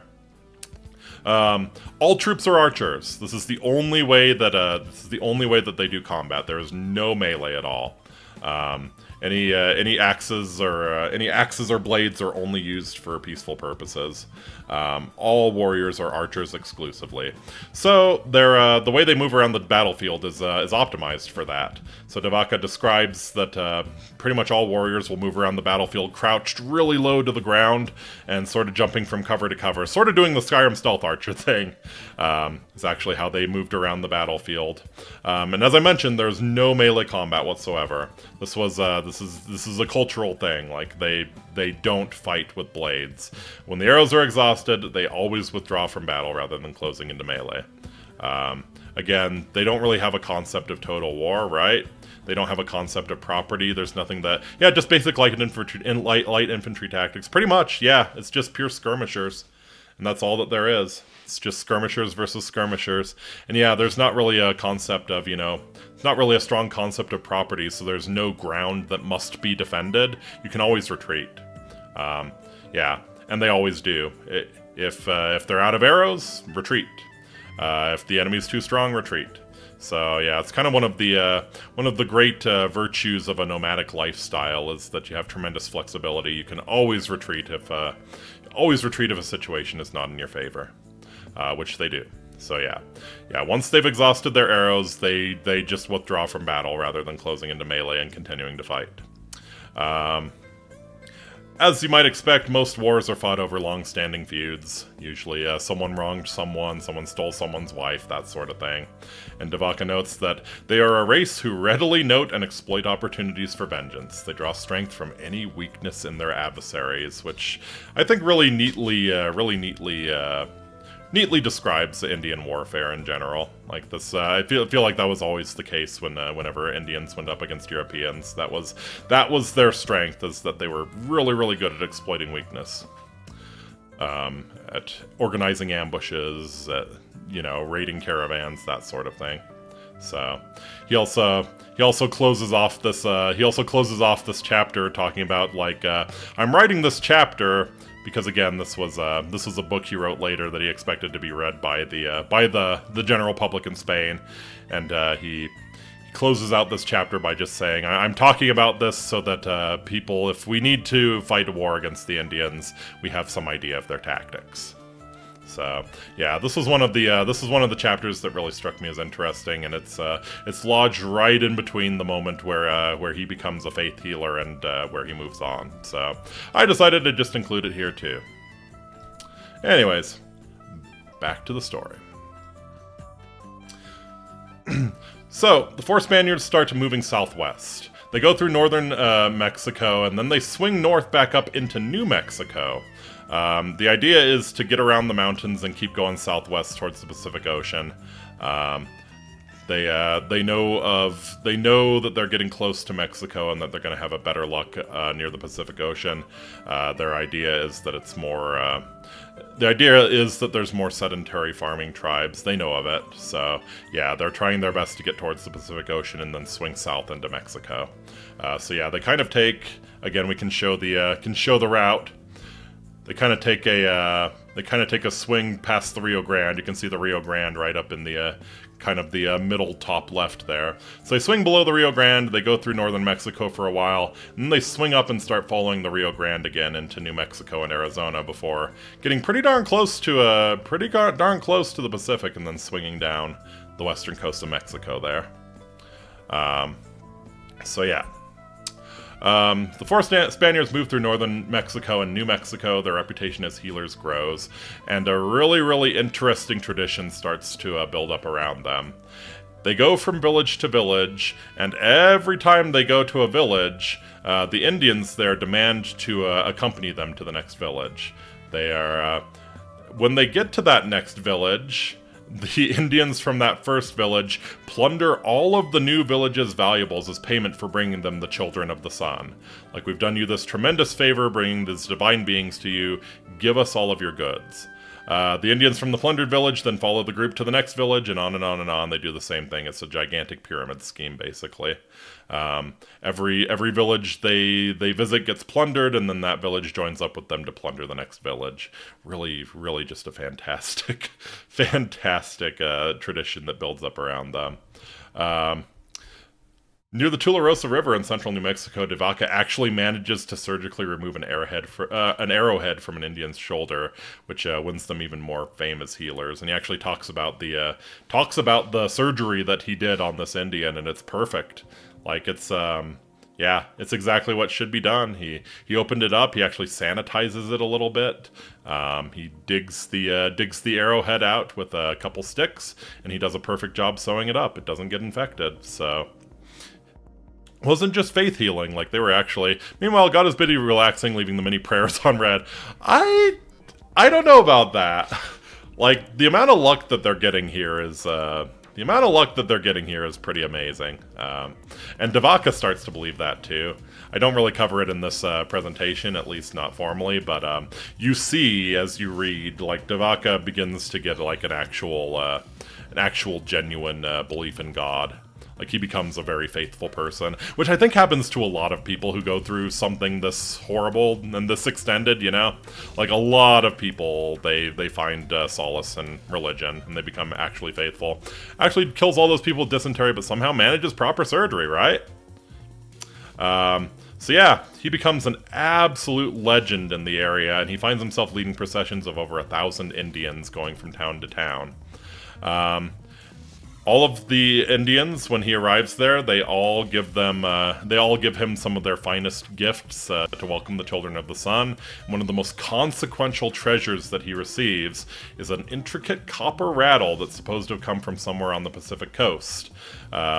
This confirms to the Spanish that there are mineral deposits and civilizations capable of metallurgy somewhere. So this is tremendously, tremendously consequential because it's a sign that there are things worth colonizing up north.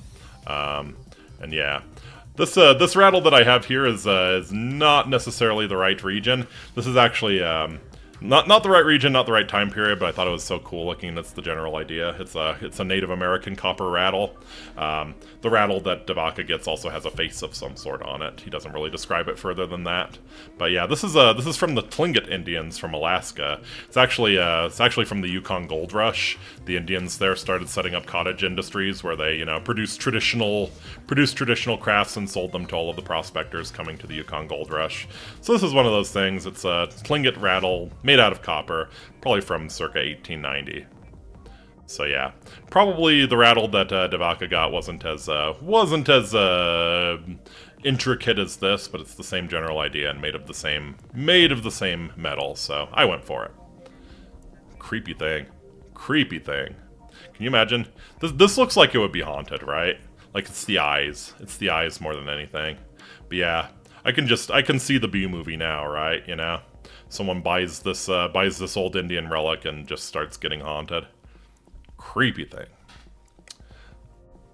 But still pretty cool looking. Anyways.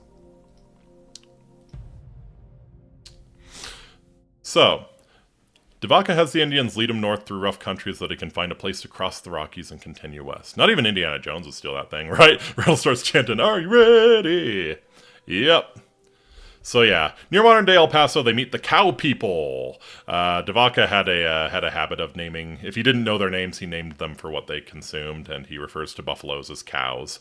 So yeah, he meets the cow people, he calls them the best-looking people we ever saw, praises their strength and their helpfulness. They're also just amazing hunters and had killed just so many bison. So we're starting to get like some real Plains Indians here. And again, El Paso is kind of marked sort of right where they, pretty close to where they turn, where they touch the Rio Grande here. So yeah, they follow the Rio Grande for a little bit north and then go through some really rough country in New Mexico and Arizona, kind of cross the mountains and finally swing south.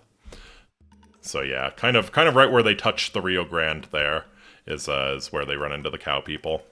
The cow people, don't start watching the B movie in the middle of the stream. Please no. So despite the cow people really warned de Vaca against doing this, but they say that the Indians in that direction are not friendly. It's really nasty desert, which is very true. Very true. They're going into New Mexico and Arizona now. It is just a terrible, terrible desert. But de Vaca decides to follow the Rio Grande west towards the Pacific, and because the Indians revere the Spaniards as gods by now, the cow people give in, and they lead them west. Just kind of goes to show the change in status they've had from being slaves. Now they can make the cow people actually do something they really don't want to do and escort them west.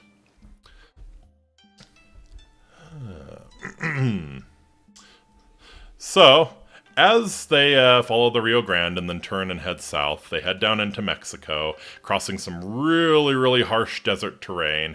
And at this point, it feels like the party's basically inured to hardship by this point, as De Vaca puts it.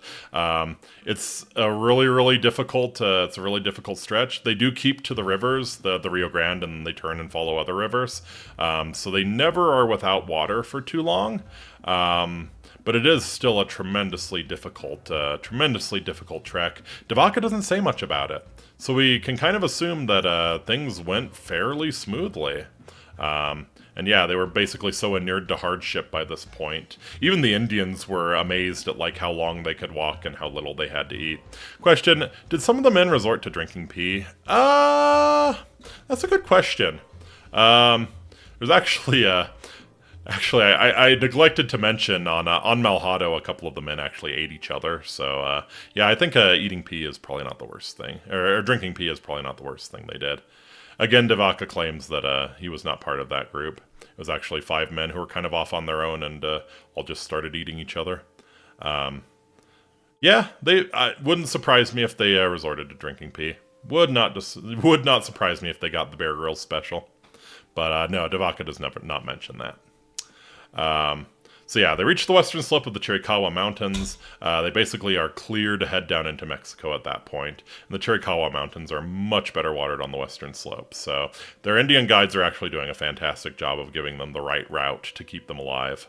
Along the way, they actually start to run into sedentary farmers. They don't get far north enough to actually run into the Pueblo people, who are the sedentary farmers who do, you've seen the adobe Pueblos and that sort of thing. They never go far north enough to run into them. They do start to run into the Opatas and the Pimas. Of course, De Vaca never drank it. Of course. some of the men, who had less self-control, less honor, might have drank pee, but De Vaca never drank pee. No, he actually, one of the other things that he mentions, the Mariame seeding is deer poop, so, yeah, I have to assume he probably tried some himself. Anyways, yeah, they finally run into some sedentary farmers, or at least semi-sedentary farmers. They live in earthen dwellings, they grow corn, squash, and beans, and they actually have, some irrigation systems that they've set up. Some really impressive and extensive and well-built, and they still exist to this day. You can see them in northern Mexico. Yeah, these very well-built irrigation systems to feed really large sedentary farming communities that grow corn, squash, and beans.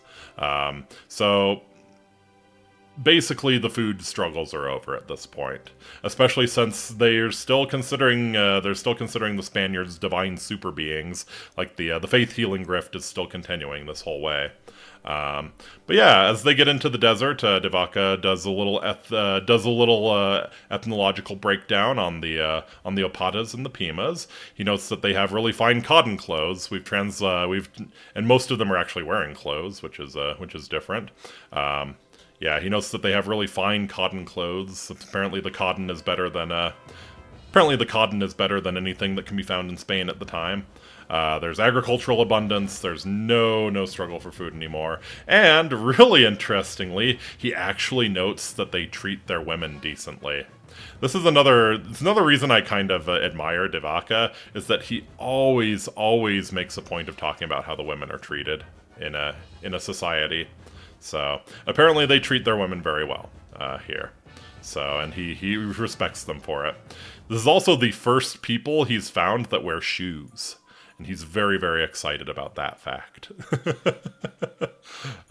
So yeah. Yep, these are very civilized Indians compared to some of the ones he's dealt with. They're sedentary farmers, they have cotton clothes, they wear shoes, they're actually decent farmers, they treat the women well, so De Vaca he's pretty happy to be here, and he's especially very happy to be treated as a god by these people.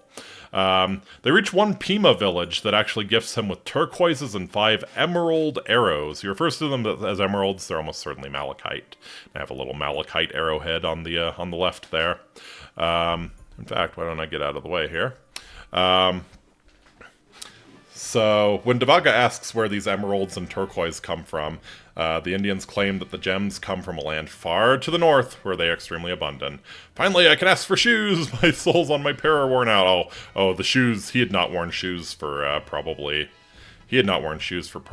what, 7 years at this point? Yeah. Yeah. So yeah, very excited to finally be among people wearing shoes again. So yeah, this is another very consequential gift, as you might imagine.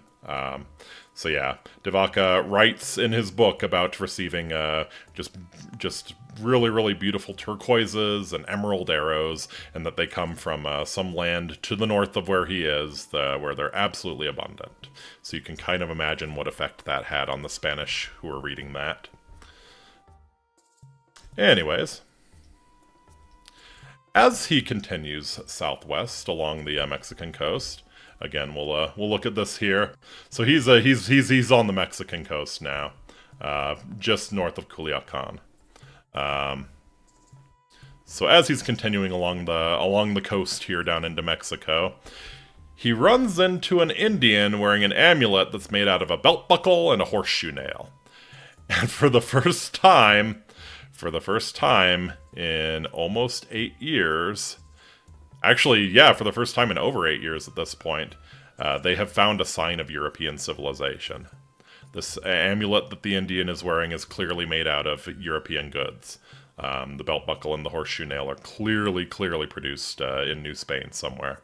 So of course they ask the Indian where he got this, and he learns that there are actually some Europeans in the area leading a raiding party and taking the Indians as slaves and raiding their village.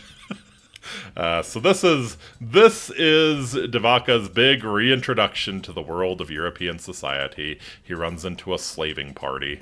De Vaca swears that he's going to protect the Indians, and in March of 1536, De Vaca and Estevanico, the Moorish slave, they go out together and they encounter a patrol of Spaniards on horses. The Spaniards are absolutely dumbfounded to see a nearly naked white guy, and also a black guy, in the company of Indians. De Vaca goes and meets with the leader of the slavers, one Diego de Alcaraz, who is an absolute scumbag. He behaves horribly here, and he actually goes on the Coronado expedition later and dishonors himself as well. So, huge scumbag. So, of course, this is going to be the first person that De Vaca meets. The first, a white guy with a really bad tan, exactly. Yeah, no, they, Estevanico, there's actually, yeah, there's some debate on whether Estevanico was actually, like, black as we'd consider it. He was born in Morocco, for sure, and he was certainly of a darker complexion. So, but yeah, they refer to him as a black guy.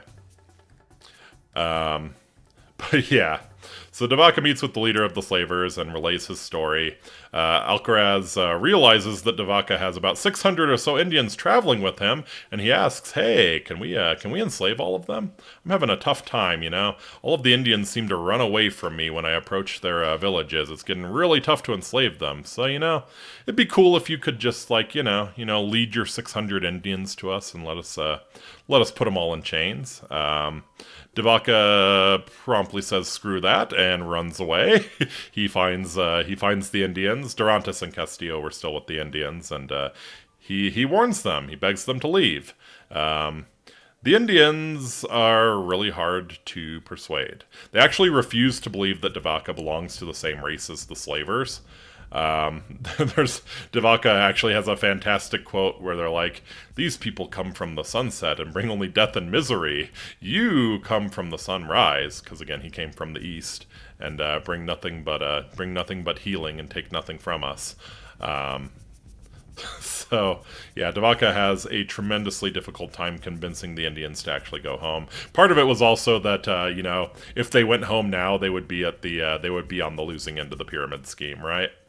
Because that whole scheme was continuing. Every time he went to a new village, the people who escorted them there pillaged that village, and then the next village moved on with him. So that's probably the real reason that they were very hesitant to leave him, because they would finally be on the losing end of that particular pyramid scheme.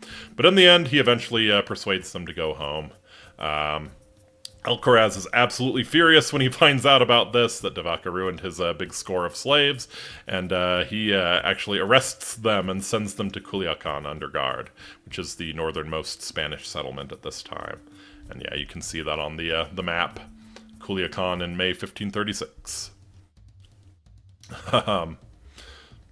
So, the long trek is finally over. De Vaca, after wandering the wild interior of America for 8 years, has finally escaped with 3 other Spaniards and returned to civilization. He writes a really interesting denouement to this. Writes a really interesting epilogue to this, and mentions what happens with the Indians that he persuaded to leave. Because he gave them a few instructions. He didn't just persuade them to leave. He told them to go back to your farms, start planting your corn, because it really is time to plant. They're actually behind on planting their corn at this point. And he instructs them to embrace Christianity, and apparently they do so.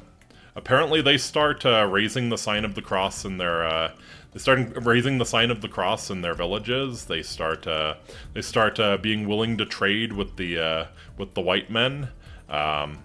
He calls it De Vaca calls it a great transformation. So, depending on your view of the situation, you could say that he managed to effect some good, perhaps. He at least prevented most of those Indians who actually did embrace Christianity. He probably prevented a lot of them being taken as actual slaves. So, you could say that for him at least. But yes, after 8 years, after much privation, and after losing 596 of the 600 men that set out, actually 595, there is a secret 5th survivor.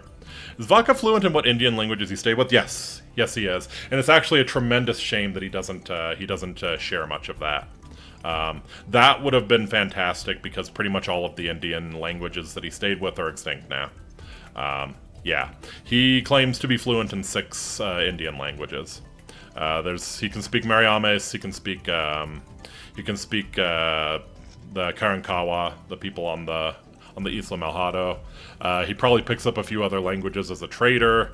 The Pimas, I think he picks up their language, because it's a long stretch of only kind of Pima civilization from basically the Rio Grande all the way down to where he meets the Europeans. And I think there's a few others. He doesn't really go into the 6 that he knows. But yes, he picked up... That's a great question, yeah. He claims to have picked up 6 Indian languages while he was doing this. And yeah, it's a tremendous shame that he didn't make any notes on those languages, because that would have been fantastic to have. Yeah, all of them are dead now. And he could have at least given a few hints, but nope. So yeah, the adventure is finally over. But of course, nothing really ends. The 4 survivors returned to Mexico City, gave their accounts of the journey to the Viceroy Antonio de Mendoza. De Vaca shortly after that returned to Spain and became quite a celebrity. Like news of his odyssey across the wild country had reached Spain before him, and he wrote a book about his experiences that was really popular. In 1540, he returned to the New World, believe it or not. That wasn't enough to dissuade him. He actually accepted a role as the governor of Rio de la Plata, which is large parts of modern-day Argentina and also Paraguay and Uruguay.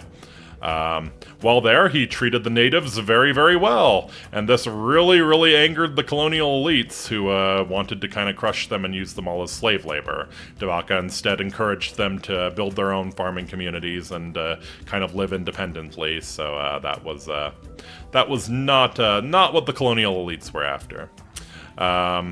While he was off on an expedition trying to find a route to Peru from Rio de la Plata, he basically got couped. One of his scheming underlings overthrew him as governor, got him fired, and he went back to Spain. Luckily, he managed to escape with his life, didn't get imprisoned or anything. So he went back to Spain and wrote another book talking about how much the new guy running Rio de la Plata sucked. If we can't enslave the natives, we'll just import slaves. Exactly. Yeah, that's kind of what they went with. The king did a royal inquest into De Vaca's conduct as the governor of Rio de la Plata and absolved him of any wrongdoing. De Vaca never returned. De Vaca never returned to the New World, although he wanted to. His health took a dive, and he died on an uncertain date sometime after May 1559 near Valladolid. So that was the end for De Vaca. Just a fantastic life and a fantastic, very unique person. Again, I don't think his story would be as compelling as it was if he didn't write his book and it wasn't such a unique book.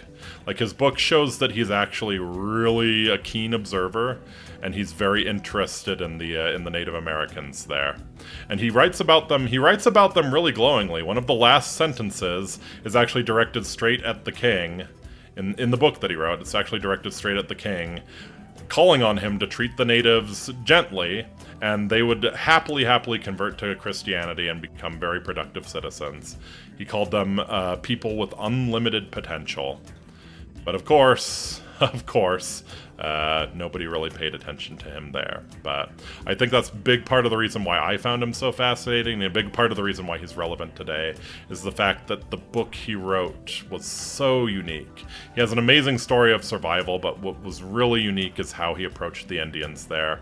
Just completely different from most other people in his time. Can't have kindness, we need slaves instead, and that's kind of what it boils down to.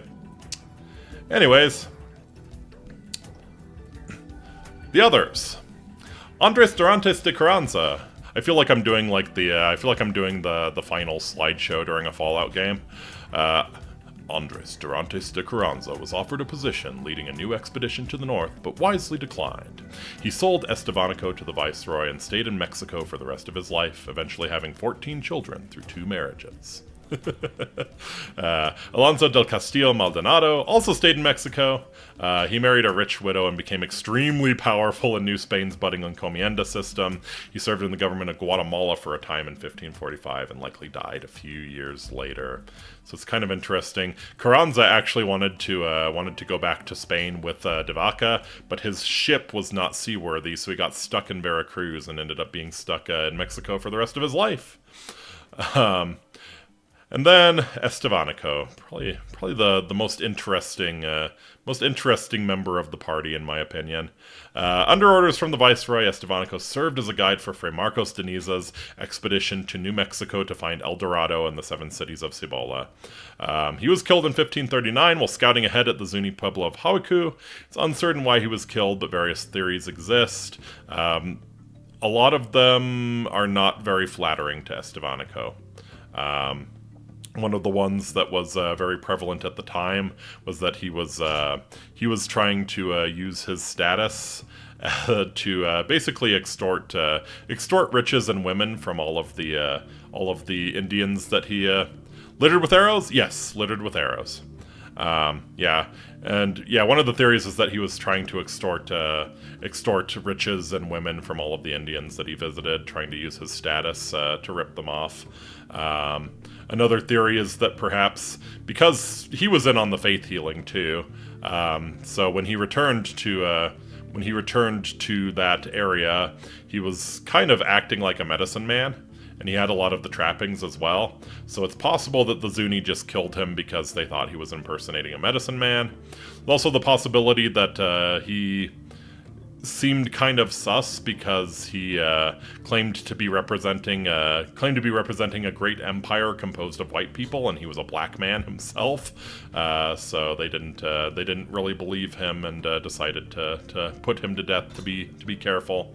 But nobody really knows.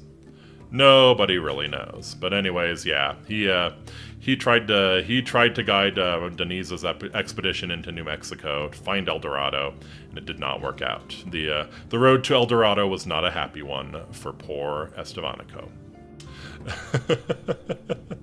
I also did mention there was a secret 5th survivor. One of the really sick men. Right at actually Tampa Bay, one of the men got really sick and stayed behind, and actually fell in with the Indians, and he survived all the way until the 1530s when De Soto's expedition came through, and he served as a guide for De Soto. So technically there was a 5th survivor as well, but he didn't really have the odyssey that the other ones did. He stayed in Florida the whole time. Anyways. Why does it matter? I kind of got into this a little bit talking about the epilogue for Cabeza de Vaca. But the reason why it matters, the reason that I wanted to talk about, is three big ones. The first I've already touched on. De Vaca's account is incredibly unique at the time for the ethnological interest he shows in the Indians. Again, at the time, most Europeans don't even consider the Indians to be human. They're savage beasts. De Vaca actually really carefully scrutinizes the Indian societies. He treats them seriously as human beings, and really produces an amazing book that shows what life was like for the Indians at the time, right when they're first making contact with the Europeans. Again, De Vaca is the first white person that most of these Indians have ever seen.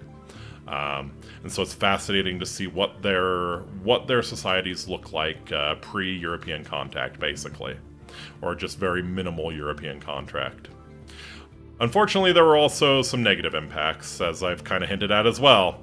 His description of the metals and precious gems hailing from a rich land to the north, basically in the minds of a lot of conquistadors, confirms the existence of El Dorado and the seven cities of Cibola, and that causes several waves of conquistadors to head out into the southwest, searching for the lost city of El Dorado and eventually just settling it.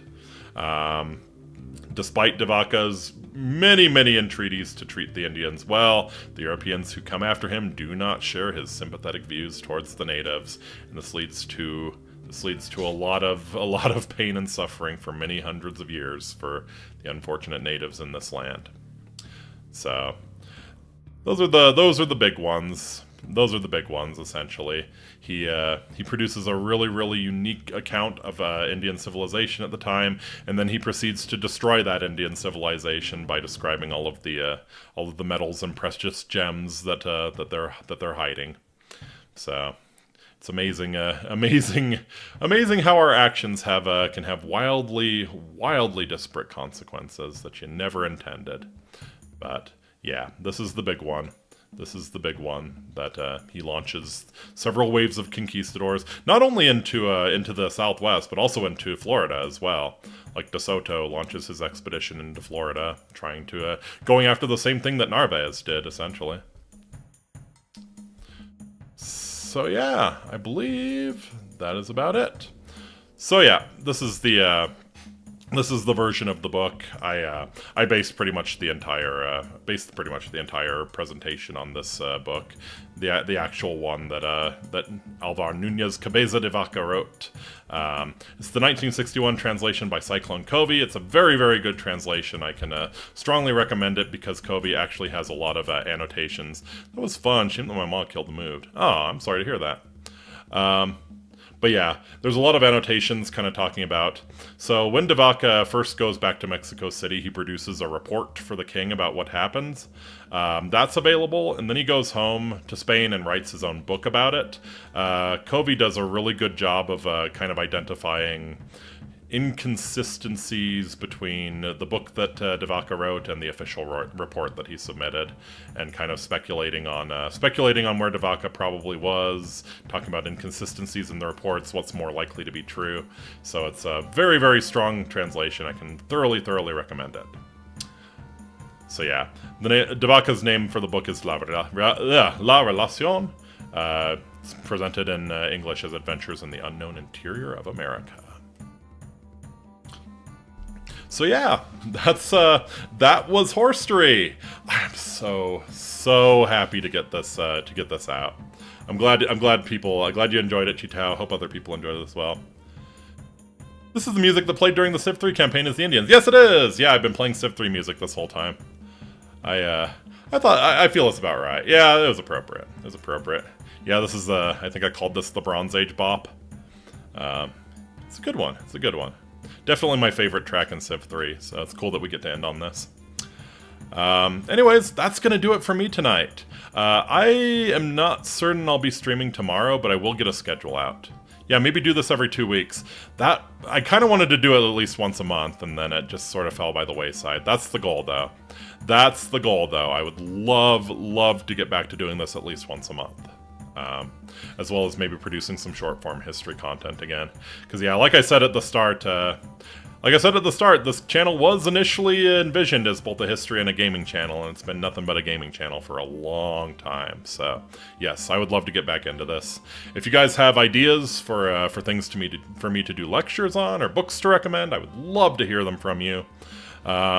Before we close out, does anyone have any questions about tonight's presentation? Anything you'd like to know more about? Anything I didn't cover or that was unclear? Could do one on the actual horses behind the Umas. That would be fun. It's a saturated market, actually. YouTube knows that I love Uma Musume, so it's giving me a lot of, at least short-form content. It's giving me a lot of short-form content on the horses behind the Umas. A lot of them are fantastic. Did they ever run out of gunpowder? Yes, absolutely. Oh, absolutely. And actually, they didn't have that many firearms in the first place. Most of the conquistadors just had crossbows and swords and that sort of thing. There were a few firearms, but yeah, they ran out of gunpowder real quick. And of course, I don't think they might have had De Vaca doesn't actually go into what weapons they used.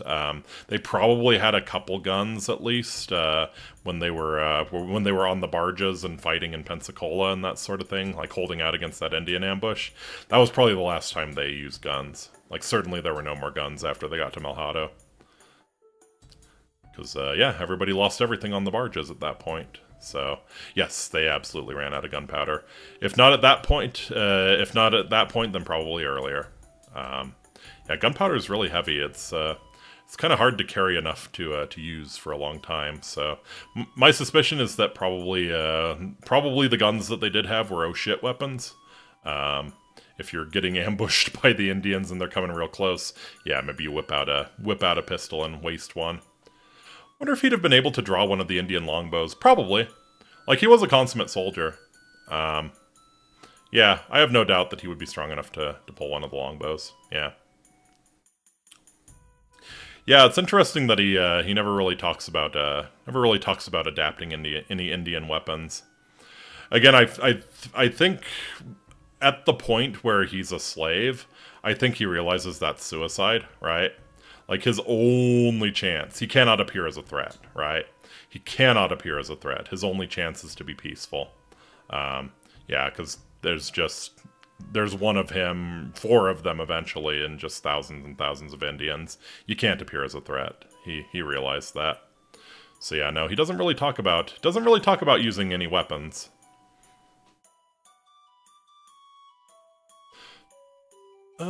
Trying to think if there's anything else. To relate. No. I think that's about it. If anyone else has any questions, you're welcome to drop them in the Discord. Again, I'm not sure I'll be streaming tomorrow, but I will try and get a schedule out at least to talk about what I'm doing the rest. What kind of weapons did they bring, did he say? Again, it was...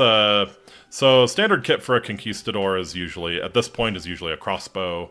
It's a long sword, and some firearms. I don't believe every one of them had a firearm at this point. They didn't bring any siege weapons or anything like that, if you're asking. Yep, swords, polearms, possibly a few pikes. Yeah, there were probably some polearms and pikes as well. Actually, almost certainly polearms and pikes. Swords, polearms, crossbows, and a few firearms, perhaps. De Vaca actually uses a crossbow shot as a unit of measurement. It's probably about 200 feet.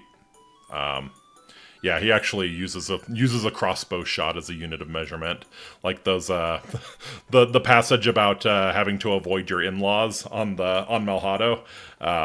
He says if they should pass each other, both the husband and the in-laws will move one crossbow shot away from each other and go on their ways. So yeah, I think that's kind of a hint that probably the crossbow is going to be their primary ranged weapon at this time. Again, this is early 1500s. Firearms are still pretty new to the Europeans. It's a pretty baller unit, right?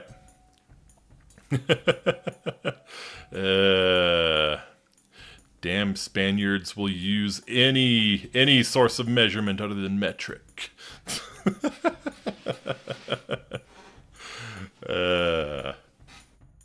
But yeah, like the expedition goes out in 1527. Firearms are still a pretty new invention in Europe, so I'm sure a few of them had them, but yeah, the crossbow is probably still the primary ranged weapon at this time. And that was probably the case for Cortez as well. Like they had some firearms as well, and it was a huge like morale thing when they used the firearms on the Indians. I suspect that probably for Cortez as well. I haven't really researched it. I can't say for sure, but I suspect for Cortez as well, crossbows were probably the primary ranged weapon, and then yeah, swords, polearms, pikes, that sort of thing. All right. Well, again, thank you all so much for coming out. I'm so glad that y'all could join me for this. Thanks for the awesome questions. Thanks for the engagement. It was a pleasure, and yeah, I want to try and do this at least once a month. So look for the next one going forward. I'll try and figure out what I'm doing, and probably spend 2 weeks doing research and 2 weeks putting the presentation together. I think that's a nice easy pace. And if I get good at it, maybe I can do it more often than that. Yep, that's going to do it for me tonight. Thank you all so much for coming out. I will see you all again, if not tomorrow, then probably Tuesday. Enjoy your Labor Day if you're in the States and you're watching this live. And yeah, until next time, Amiki, I bid you Walate. Take very, very good care of yourselves. I'll see y'all again real soon. Later! Adios. Vaya con Dios.